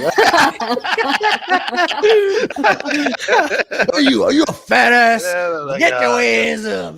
You letting life pass by. I'm like, all right, I got it, ET. I gotta get up. Fuck, man. I mean, but meanwhile, you know, like there's a lot of those memes. I'm sure we all see them. It's like this young 14-year-old's making money off YouTube. Meanwhile, I have a minimum wage job.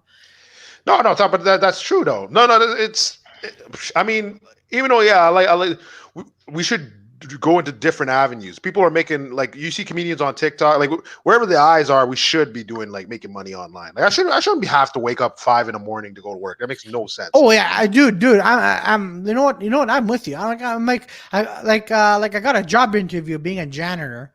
That's okay. But it's good pay. If it's good pay, it starts at 5 a.m. 6 days a week. Where do you Janet? Where do you do your? It's at a hotel. No, because she wants to know. She wants to know so that Victoria could be like, "Here's a banana peel," and it just fucking. Yeah, I know. Like, here, she passes by with Camilla boyfriend. Here, you fucking dick. Yeah. I'll be a vegan. I want to know if you have to touch poop. No. Definitely. Hotel, yeah, you're probably definitely. Because we're you 2 will. people. No, it's 2 people. Yeah. And then you're gonna tell the other guy to do it. So yeah, exactly. I gotta tell you, I'm like, hey, tu sport ça, moi, yes. Like, pourquoi je dois toucher ça, mon tabarnak? This guy is amazing. What does he calls it sick? What he calls him sick? What are you gonna do? Well, pray to God. But anyways, but the point Just being, put the gloves on. no, but listen, it's 6 days, and it's like 12 hours, like, and then dates you're doing like 10 hours, 10 or 11 hours. Yeah, that's pretty much same as what I'm doing. Yeah, like I finish at like 5, sometimes 6, 7. It's just like so. He's like, but I'm like, I'll still like come home and like, oh fuck, I'm tired. All right, let me get like one joke in. Let me get one joke in, and then that's it for today. Yeah, that's me. But that's why I suck. So like, I'll go like 5 a.m, and then I'll go straight, like come home. Sometimes I don't even go home, but like sometimes I'll go home, take a shower, then go straight to the show. and it goes to show after. So then it's like then when I finish the show, it's like sometimes I'm getting home at like 12, 1 o'clock, and then I gotta get up for 5 in the morning the next night. So if I have like a week of shows so that's what if I drink or something, people are like, wow, Peter, why are you fucking gone off like 2 drinks? I'm like, dude, I'm fucking tired. Like, you know how tired I am, man. Like, he's missing like 36 hours of sleep. Yeah, I'm just like, what the fuck? I'll drink something like, Peter, lay off the drug. I'm not on drug. I'm fucking tired, bro. Well, here's the thing, because I mentioned on Saturday I went to go see the Sicilian Vic DiBittero. Vic DiBittero is 60 years old. He started comedy when he was in his 40s. He opened up for Adam Sandler and Kevin James. But this guy was a school bus driver for 10, 20 years, and then he was on the picket lines. But then this guy's been doing it for then. So he would work at 5 a.m. Then at night to go do comedy. He says he's been doing that for 30 fucking years. And he goes, it was tough. It was super tough. But and then I'm like, you know what? So I guess me working part-time, complaining a little bitch. It's I feel like it's always difficult for artists, like no matter like the type of art you're doing, like if you're like a singer or like a stand-up comedian, or like you write or whatever, you always have to have a job that you don't give a shit about to pay the bills, right? And then you have your second job that you really have to do, otherwise like you feel bad. Yeah, exactly. That's what it is. But like I feel like if comedy pays, that's why I tell I tell people, like, that's why you have to have your own shows, so you have a little bit of revenue for you. Yeah, but that's not a consistent. Like what I kind of see with like I think it was what's that freaking comedian's name? But anyway, he was saying more like he tried to get like jobs that were like almost related to comedy. So you'd be like comedy writing. So you try to do shows that do like the comedy. So you like be like, okay, at least you're writing jokes all day. So then you're like, okay, fuck it, I could just do that.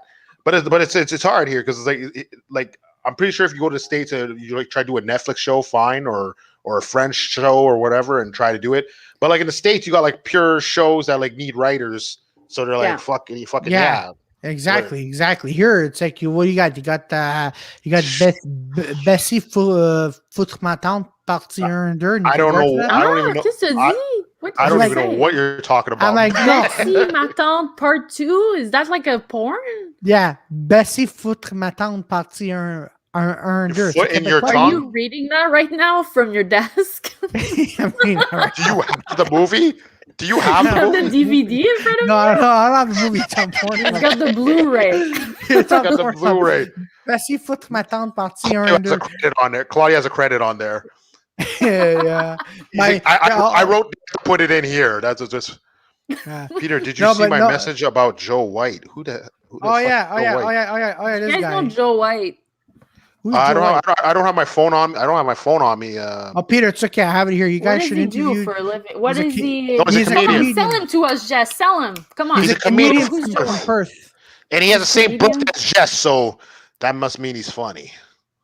What does he do? Like for jokes? What does he do? Is he a one-liner? It's like, see, so the chicken crossed the road because he's a racist. And he's freaking some silliness. Is that? I slapped my wife last month in the face.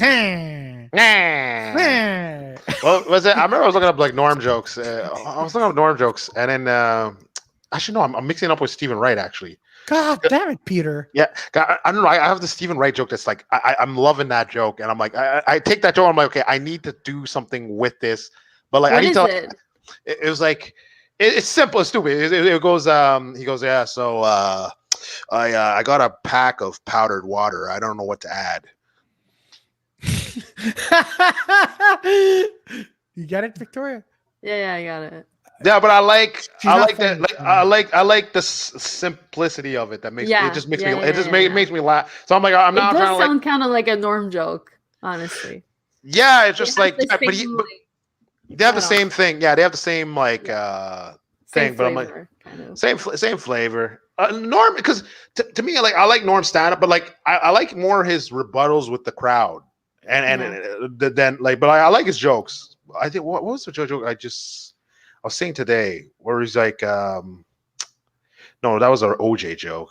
What was the other? He goes, but no, I was on that Saturday Night Live. I'm trying to remember his stand up. Anyway, yeah. Anyway, there was this one. My favorite joke of Norm is where he goes. He just goes. You ever notice when someone kills themselves, people say like, "I don't understand why you would do that," and then he's like, "You don't understand why someone would kill themselves? What kind of life do you have?" Like, yeah, that is a good joke. I'm not gonna lie, that is a amazing. very good joke. Sorry. No, go ahead. No, because I remember one. He goes, like the percentage of you getting killed by a terrorist, a terrorist attack is pretty low, but your heart could still kill you. Like, like your heart can still take. Yeah, Joe. Yeah, it was freaking. Yeah, it was just like, all right. His cancer one was funny too. I'm trying to remember his freaking. Yeah, I'm trying to remember this thing because my favorite joke is the doghouse one. Like I think I told that on the podcast before. Like that's my favorite joke from him. Like that's where he's like, the professor of logic. I think I told you guys that. Yeah. That's a good one, but repeat it because it's one of my favorite. I don't remember it. Yes, right? He goes, he's like, yeah, my next door neighbor. He says he's a professor of logic, and I'm like, he said he went to the University of Sciences. And he goes, what does that mean? He's like, well, let me just do something and then just to show you what I do. He's like, do you have a dog? He's like, yeah. So that means you must have a dog. You must have a doghouse. Yeah. That must mean you have kids. He's like, yeah. So that must mean you have a wife. He's like, yeah. So that must mean you're heterosexual. Yes, I am. See, that's how I logically broke it down. He's like, oh, cool. And then he goes down to the bus stop, and his other guy's like, he's like, oh, shoot, how was your day? He goes, oh, I met my new neighbor today. He's like, oh, cool. What does he do? Oh, he's a professor of logic. He's like, oh, yeah? Well, what does that mean? He's like, well, let me break it down for you. He goes, do you have a dog? He goes, no. That must mean you're a faggot. Oh my god! That means you're a faggot. I was like, oh, this fucking guy. I loved it. That's my favorite joke from Norm. But like the moth joke, especially finding out that he made it. It was a 20-second joke. What made me fucking? What was the moth joke again? Oh no, you'd have to play the full clip. But it was like, he goes, so a moth goes into a podiatrist's office, and then he goes, doc, and then he starts doing some like Russian things, like, my daughter fell in the cold, and then my so son, dramatic, it's so dark. Vervaro, I don't love him anymore, and then I just want to take my gun out and then put it to my mouth and end this hellish facade. Then the guy goes, dude, just moth, you're troubled. Like, why? Well, you should go to a psychiatrist. Why did you come here? And he goes, because the light was on. And I was like, but it's like a light. It's like a moth to the light type joke. So yeah. Wow. He had one. It wasn't the best. It wasn't like also he has those jokes that it's just always like deadpan. But he had one where he had a rebuttal that was freaking amazing because he was talking about like, petite grenouille or whatever. He's like from Tabin, Quebec. And then he was talking about this guy. And then at one point he says his name again, but he said it wrong. He was just like, he goes, Pierre, something. And then Conan goes, I think you changed his name. And then he goes, he starts laughing and he goes, well, sometimes a man grows. It's like, what the fuck does that mean? But like, that line was so beautiful to me. I loved it. Norm was fantastic. Oh man. Camille was telling me a story that Artie Lang. So like a bunch of artists came like and started talking about their stories of Norm, right? And Artie Lang has this story of Norm where they were betting, right? Because Norm was a gambler, right? And Artie Lang likes gambling, so they were doing a bet on an NBA game. Oh, I heard this story. They were doing an over and under thing, right? Which is like, so you put a bet and then you say, I think it's going to go over 120 points, and then every time it goes over, you win $1,000. Or you say, I bet that it goes under, and then every point under, you win $1,000. So you can, but it goes the other way too. Like you can win a ton of money, but if it goes under, you lose the same amount, right? Yeah. And then apparently that was the game. They went over. They were like, oh, we're betting like that it's going to go over over, it was the game in NBA history that has the least points scored ever. The lowest. The lowest scored point. So they're like, dude. So I think Norm bet 1,000. He bet 1,000. So he's like, okay, he's gonna get 1,000 every time they go over. And Artie Lang, I think, bet 400. And it's like the lowest. So he's like, dude, I lost thousands. And he's like, everywhere I go, I keep hearing the fucking score. I'm like, fuck it. Like, that was so... in the papers, like, this is the lowest score in history. That's so funny. They must have lost like $100,000. But he won. Sure. He had a gambling one too. Actually, he had a gambling joke that was funny. But I forget how it goes exactly. But he goes, it's like, gambling addictions. That's probably the best sickness you could have. What other sickness can you have that you could win $1 million? So like. it was just stupid. But here's a fucked up story I was hearing, and I was like, oh, this is crazy. So apparently Claudio Norm goes to this show. Norm goes to the show, and he goes, okay. So he has a bunch of comedians with him, and they all rode on the bus together. So he goes, okay. So these guys are like new comedians, or like they have like their tight 5, 7, or maybe 10 minutes, right? So so then Norm was supposed to close it, but for some reason they made him open it. So they're like, okay, they let him open. So he opens, he goes, all right, guys, I'm going to go out and open it, and then I'll put you guys on. And he does all their sets. And he goes, all right, guys, go for it. And they're like, the fuck? Like, what the fuck? So then it's like, everyone's all like, yeah, like the guy came in, he killed, and then everyone sucked, and then he killed again at the end. I don't know what the fuck with those guys. And then he went to the bus. He went on the bus back to the hotel, and he's like, what was the conversation like? Like, be like, hey, guys, it was a fucking good show. But it's Norm Macdonald, so, like, not a care in the world. Yeah, for sure. Say, he's amazing. For sure. Oh, he is, man. He is. Man. Yeah. Oh, man. No, I like it. No, I like him. Maybe he's just like, and it was cool, too, because I remember when I first started, Sarah Quinn was, like, headlining The Nest when I first started. And then I remember when she went to LA, it was like the first person she sees at the comedy store was freaking Norm.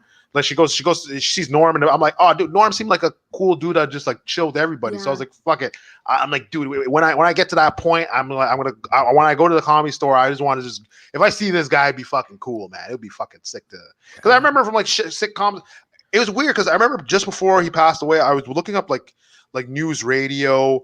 And like a bunch of these other sitcoms, and I'm like, oh shit! Like I remember he was on Drew Carey, but I didn't know. I was like, oh shit, he was on news radio. And then he's like he popped in as like these surprise characters on all these shows. Yeah. And I never paid attention back then. I was like, oh no, fuck. he was in a few shows as well. He was like in Supernatural. He was an angel. He never went on Joe Rogan though. Yeah, I know. I know. No, apparently that's the thing because the cancel culture fucked it up because I think he said the thing with the retarded thing there where we said retard and then he made a mistake. He wanted to say retard, but he's like, oh shit, I can't say retard. So he said Down syndrome or something. He made some like he said like, oh, the guy must have. He didn't want to say retardation, so he said Down syndrome, and then that fucked them up. And then Netflix was like, okay, don't do any press at all. But he was supposed to go on the Joe Rogan show. But they're like, no, you can't do anything. And then boom, now you never had like that podcast would probably been it would have been hilarious. Yeah, it would have been big. It would have been hilarious though. I wish they would have kept like his old because when he got his deal with Netflix, they pulled all of his old podcasts from YouTube, and now you can't find it anywhere. Yeah, no, they did that because only clips. Because Netflix now has that rule. Like, who knows? Look, like one day when we make it that big, they might have to say, hey, listen, we're gonna give you a special, or you might be in a TV show, or whatever. But all your previous interviews that you've done, for PR, or maybe they'll let you keep like the Dirty Four or Rapid Flames or Movie Trivia Night, right? Because it's your thing, right? It's your own. But if you're going on other interviews, they're gonna have to find them and take them down. No. If you're your own brand, like Joe Rogan made himself his own thing. Yeah, so which is okay. The same thing with Bill Burr. Bill Burr's like, yeah, I could do. Like, he didn't sign a deal because apparently I think he got deals that he was like, okay, you do the podcast under us. He's like, what the fuck? I'm doing it for myself. Like, fuck off. Like, yeah. So if you do that, then yeah, the companies own your shit. Yeah, but exactly. Yeah. But yeah, it's like, because like look at certain comedians we know that did JFL. Like, they can't use some of their sets. Yeah, which is messed up. No, it's not messed up. It's just it's almost like a movie thing, like the movie film festivals. So like if you like, I think if you enter there, you can't put it on YouTube or anything till they've done the festival. I think you have to wait a couple of months. Yeah, that's and then you could do. Oh. So I remember I was like, oh, like I remember I won't mention the comedian, but I was like, I saw her set. I'm like, oh, like, you know, like it felt like she's like, it almost like it was supposed to be like a paid show, but like it almost felt like she was like working out jokes, and I was like, what the heck is going on? And I'm like, oh, and then Joey said it. I'm like, oh shit, because the Just Last took the fucking set. She's not allowed to use her set till they air it, and in a couple of months, and then she could do whatever. Yeah, which makes me like, oh shit, okay, I gotta like, I already knew I had to write, but now I'm like, okay, I gotta make sure I have a hitter every freaking time, like every. Oh yeah, you got it. That's why you see, for example, that's why I got to talk about my family jokes, right? I have like specific things you would say. So then when we come to that, I'm like, okay, so which one am I? Like, I'm gonna look at it as if I don't want to use anymore. So I'm gonna whatever I'm tired of using, I'm gonna use it on JFL. But I know those jokes are hitting. Meanwhile, no. Fuck. If they're hitting, like, no. Man, write like 5 hours, like, of just hitters, just fucking hitters. Like, so you're like, okay, you took that, that's cool. I got hitters for days. Like, you can't stop. I think if you were to be like, okay, Peter, this 5 minutes gone, I'd be like, shit, I have another 5 minutes, but I want an hour. Like, I want hours for days. So Oh yeah. Like Vic DiBattista, right? Like, he did a show 2 weeks ago before he came to Montreal. This guy's done 2 hours. 2 fucking hours. Wow. But that's the thing. That shit's impressive, because when I see that shit, I'm like, fuck, you could do 2 hours. But then I remember I read this. I don't even know who the comedian is, like, because I was looking up like shows like Andrew Schultz years ago when I first heard about him, and I remember he had like the famous clip where he was doing like 4 shows, 15 minutes. So each one is 15 minutes, 4 shows that same night, and then I was like, oh, that's fucking cool. And then there's another comedian someone mentioned in the comments, and this guy did 4 hours in one night. Like, he went to one show an hour, another show an hour, another show an hour, another show an hour. I'm like, and he killed all. Apparently they said he killed it. So I'm like, dude, that's like, so now I'm like, oh shit, there's other guys. Then you hear like Dave Chappelle, like, just ranting for 6 hours. Yeah. 6 hours. And he just that's how he builds material. He's like 6 hours of. Yeah. I mean, he's not killing. He's not like he'll kill it at some points, and then it's just like hours of like bombing. Siciliano Raggiato, I think was before the lockdown. He was he headlined a Yucks. Yeah. And it was an hour and 40 minutes, man. It was just him, just pure. But he tells me, he said in our interview, like, every year he's doing a new 15 or 20, right? Yeah. But no, it's just the way, like, every year, like I saw him before the lockdown. Yeah. Again, and he was supposed to do 2 hours. Well, he went over 2 hours, and like, Jesus fuck. And then I saw his page of notes. Even Vic DiBattista had page of notes this thick. Well, yeah, this large, and it was all handwritten and loose. Yeah. It's like literally a start, and then, you know, Vic was saying, like, you know, as I mentioned about when he was taking the girl's purse, insert purse.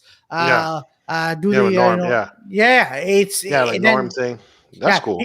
He like these comedians have a thing where they even write, take a pause. Well, yeah. I'm like, Jesus.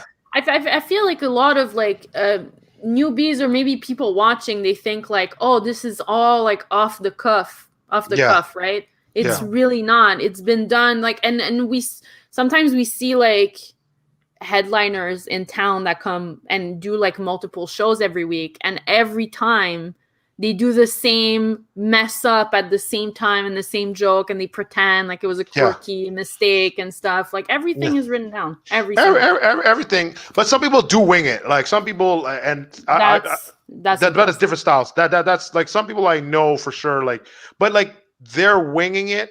They almost expect something in the crowd to trigger a joke.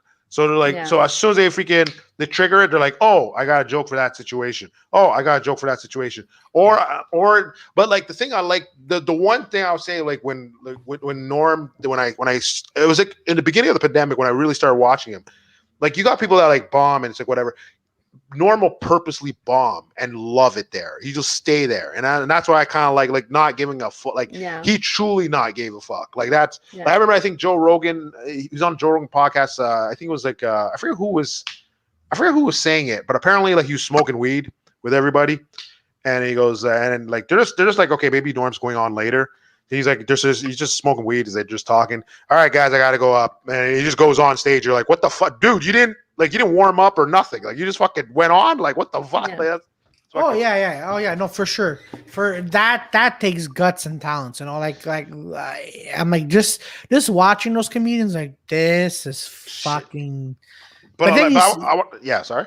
No, I was just gonna say, but like Norm taught me something, like I think it was at one point he was saying, he goes, don't, if you're failing, goes use that, So I did. So when a joke doesn't land, I'm like, well, I didn't get those laughs as I wanted, people, and then people start laughing. I'm like, holy fuck, and now I understand what he's saying. No, he was saying more like if you believe in the joke. So if you believe in the joke. Like you did, and it doesn't land, but you believe in it. Fucking say it. Fucking say it. Apparently, he would do SNL, and he would do like you do a rehearsal before SNL, right? Yeah. And he when your jokes don't work there during the rehearsal, you remove them because for sure they're not gonna work after that. It's like it's gonna be the same. But he would keep them. He was like, "Fuck this! I like this joke. I'm saying it live." And even if it didn't land, he just stare. He just like like he's just like he loved the joke that much, and it's like that reminds me of Rocky Laporte too, right? So Rocky Laporte, like Rocky Laporte, like if he says a joke, I saw him here when we was at Italian Bad Boys a comedy years ago, and when a joke doesn't land, he's just like, huh. No, Rocky Laporte, he's funny. I love him. I know what, Victoria, you never seen him. I'll send you a link. This guy, he's one of my idols. Oh, this guy. He's like, I remember his set. Like, I don't know. I don't know if he has an hour. I know he has specials, but like, I don't know if he has an hour. Italian Bad Boys a comedy years ago. He did an hour. A full hour with Dami Rara. I'm like, oh god. Shit, but like, no, that guy is like, when I saw him at JFL, I was like, it was an instant remember. Like he just has like wordplay that's just stupid. He's like, I had a hearing on Tuesday, and then he'll go on with his jokes. He goes, he's like, when the people say call the doctor, like the doctor goes, who do you call? I said, how about you call the doctor? Like, what you do? Call my mom? My mom would be like, give us some ice cream. You like some ice cream, man. And then, then I go to the doctor, and I'm like, the doctor's like, how's your hearing? And he goes, I said, I go to court on Tuesday.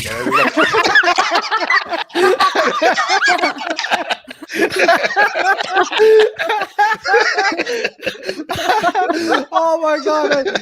Because I saw him here at the Nest, right? And people the jokes went over the people's head, man. I'm like, oh, that's a problem. It is. I saw him. I was the only one laughing while we were with Paul Asher. I was the only one laughing. I'm like, this is beautiful.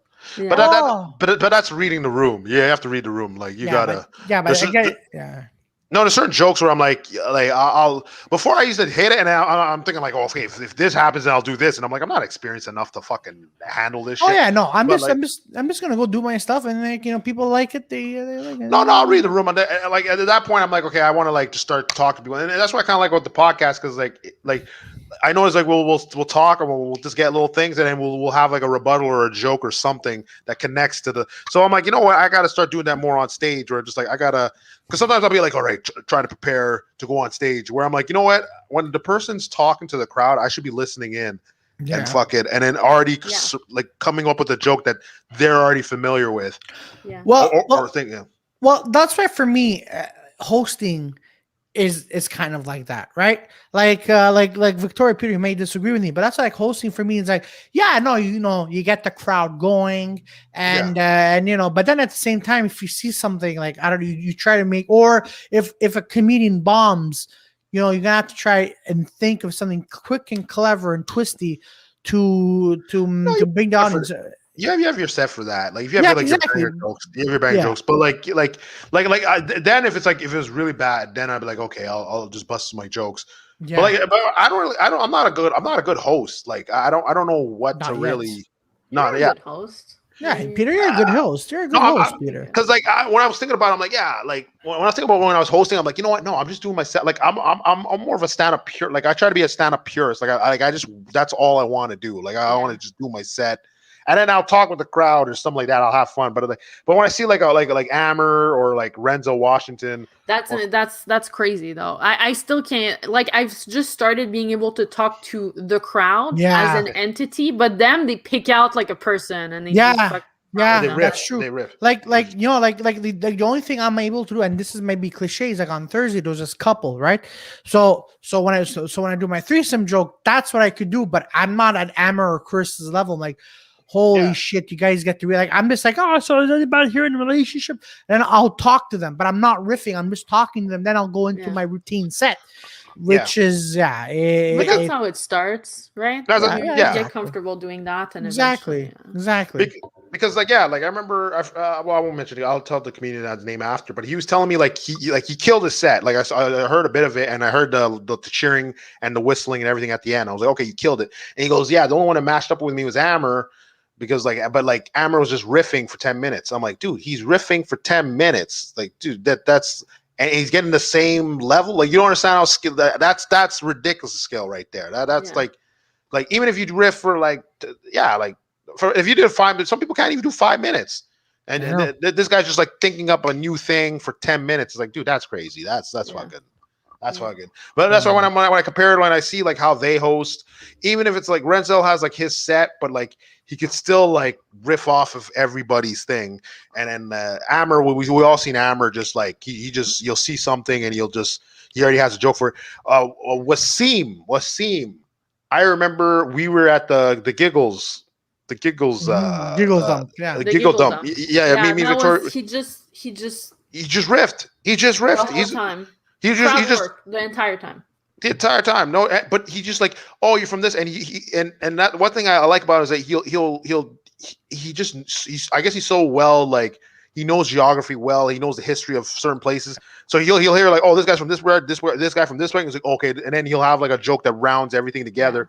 He'll even notice things that I'm like, I'll see it. Him and Harrison, they'll see something, and then I'm like, I saw it, but I didn't even think to react to it, like. Because like I remember like So I remember we went in and we saw like the Unipre's thing on the door, but I saw it and I was like, oh, that's weird. And he'll just be like, yeah, I don't know what type of fucking place this is. Like I go in and it says it's a dance club, but I see a Unipre on the fucking door. I'm like, what the fuck is going on there? Or is this like a fucking front? I'm like, I was just like, oh fuck, like I didn't even think to. And there was like a weird smell in the room because they had just varnished the floors, and then. I think he commented on that also. Yeah, Nazir commented on that. Yeah, Nazir commented. He goes in and he goes, oh, so that because I think you made the joke Michelle. No, Michelle made the joke about her pussy smelling like I forget what. So then he goes using her pussy juice to make a perfume. Which was funny because I actually know who she was talking. She was talking about War Machine. This guy apparently beat up this porn star, but like he was saying that shit. It was weird shit back in the day. He was like going, so yeah, you just fucking have sex, you just dab the fucking thing all over your neck, and then you just go out. We're like, what the fuck? Anyway, so she says that, but he was saying it the whole time, like, oh, dude, I'm getting dizzy in this place. Then I remember it was like a dance number, and then both like Wasim and what's my other boy? No, and Nazir were like, okay, we're gonna do something with this, and then Nazir goes in and goes, yeah, that's what that smell is. I'm like, so which was like the pussy thing, but I was like, oh, okay, it's cool. But, like everyone had like obvious things that people could pick out, but like Wasim was just like he just picking out like. And it was just like he was the headliner and he was just killing it with just observation. I was like, oh, dude. Him and Harrison. I remember me and Harrison once we did like this open mic in this weird dingy place. I think I said it before, but he goes but I remember it said free Wi-Fi, and we looked. There's no Wi-Fi there. So then immediately, freaking Harrison's like, so I came in for the Wi-Fi. And I was like, "There's the only Wi-Fi I'm connecting is the next door restaurant." And and you just kept doing it, like, but I can't do his pacing, so I'm like, Yeah. it was fucking amazing. It was fucking great. Yeah, it is, really is. Ah, man. But you know, we're all working at it. We're getting better. You know, that's it. We're all getting better, but like, you know what? I see these shows now, and I'm like, fuck, I really need that credit, man. I need a credit for something. I need that credit because I'm like, every time I'm like, oh shit, these guys are on.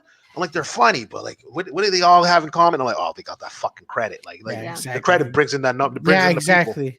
Exactly. So like, us. Like, what do we have? It's the podcast. We have each other. Exactly. Wow. That's all we have, people. We have each other. We have hello, darkness, my old friend.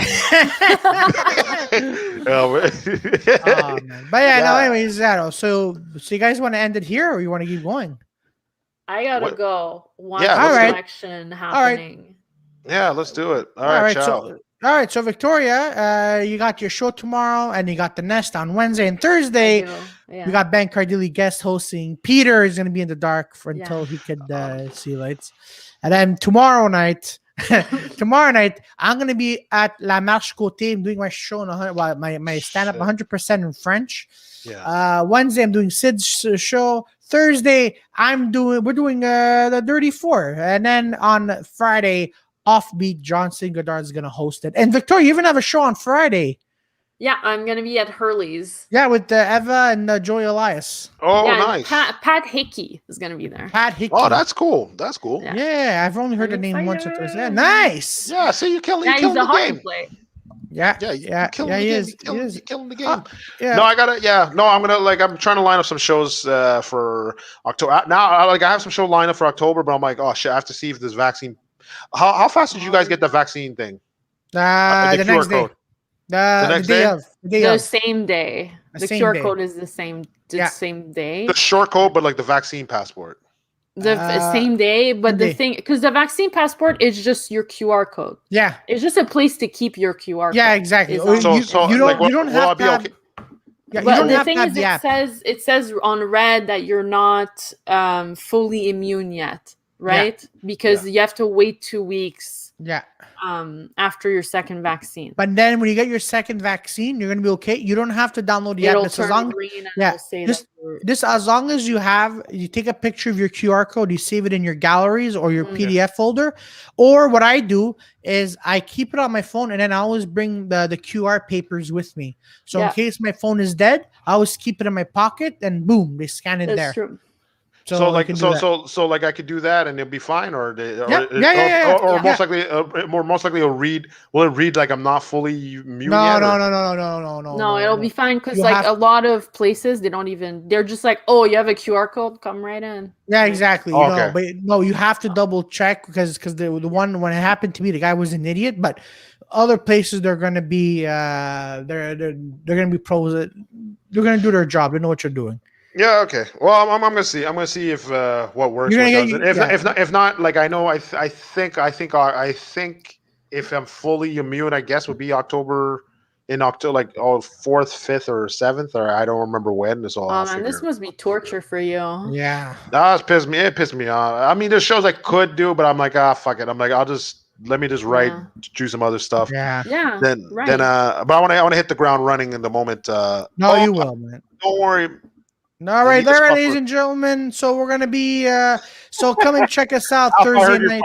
I heard you're funny, Alpha. Don't worry. No, he's gonna be back. He's gonna be back, ladies and gentlemen. Oh, and also we're gonna be booking for October for Dirty Four Open Mic. Yeah. So there we go. We got names that we have to put down, but we'll do that after. Exactly. All right, ladies and gentlemen, we're gonna most likely be back here next Monday. Keep an eye out, but see us Thursday night.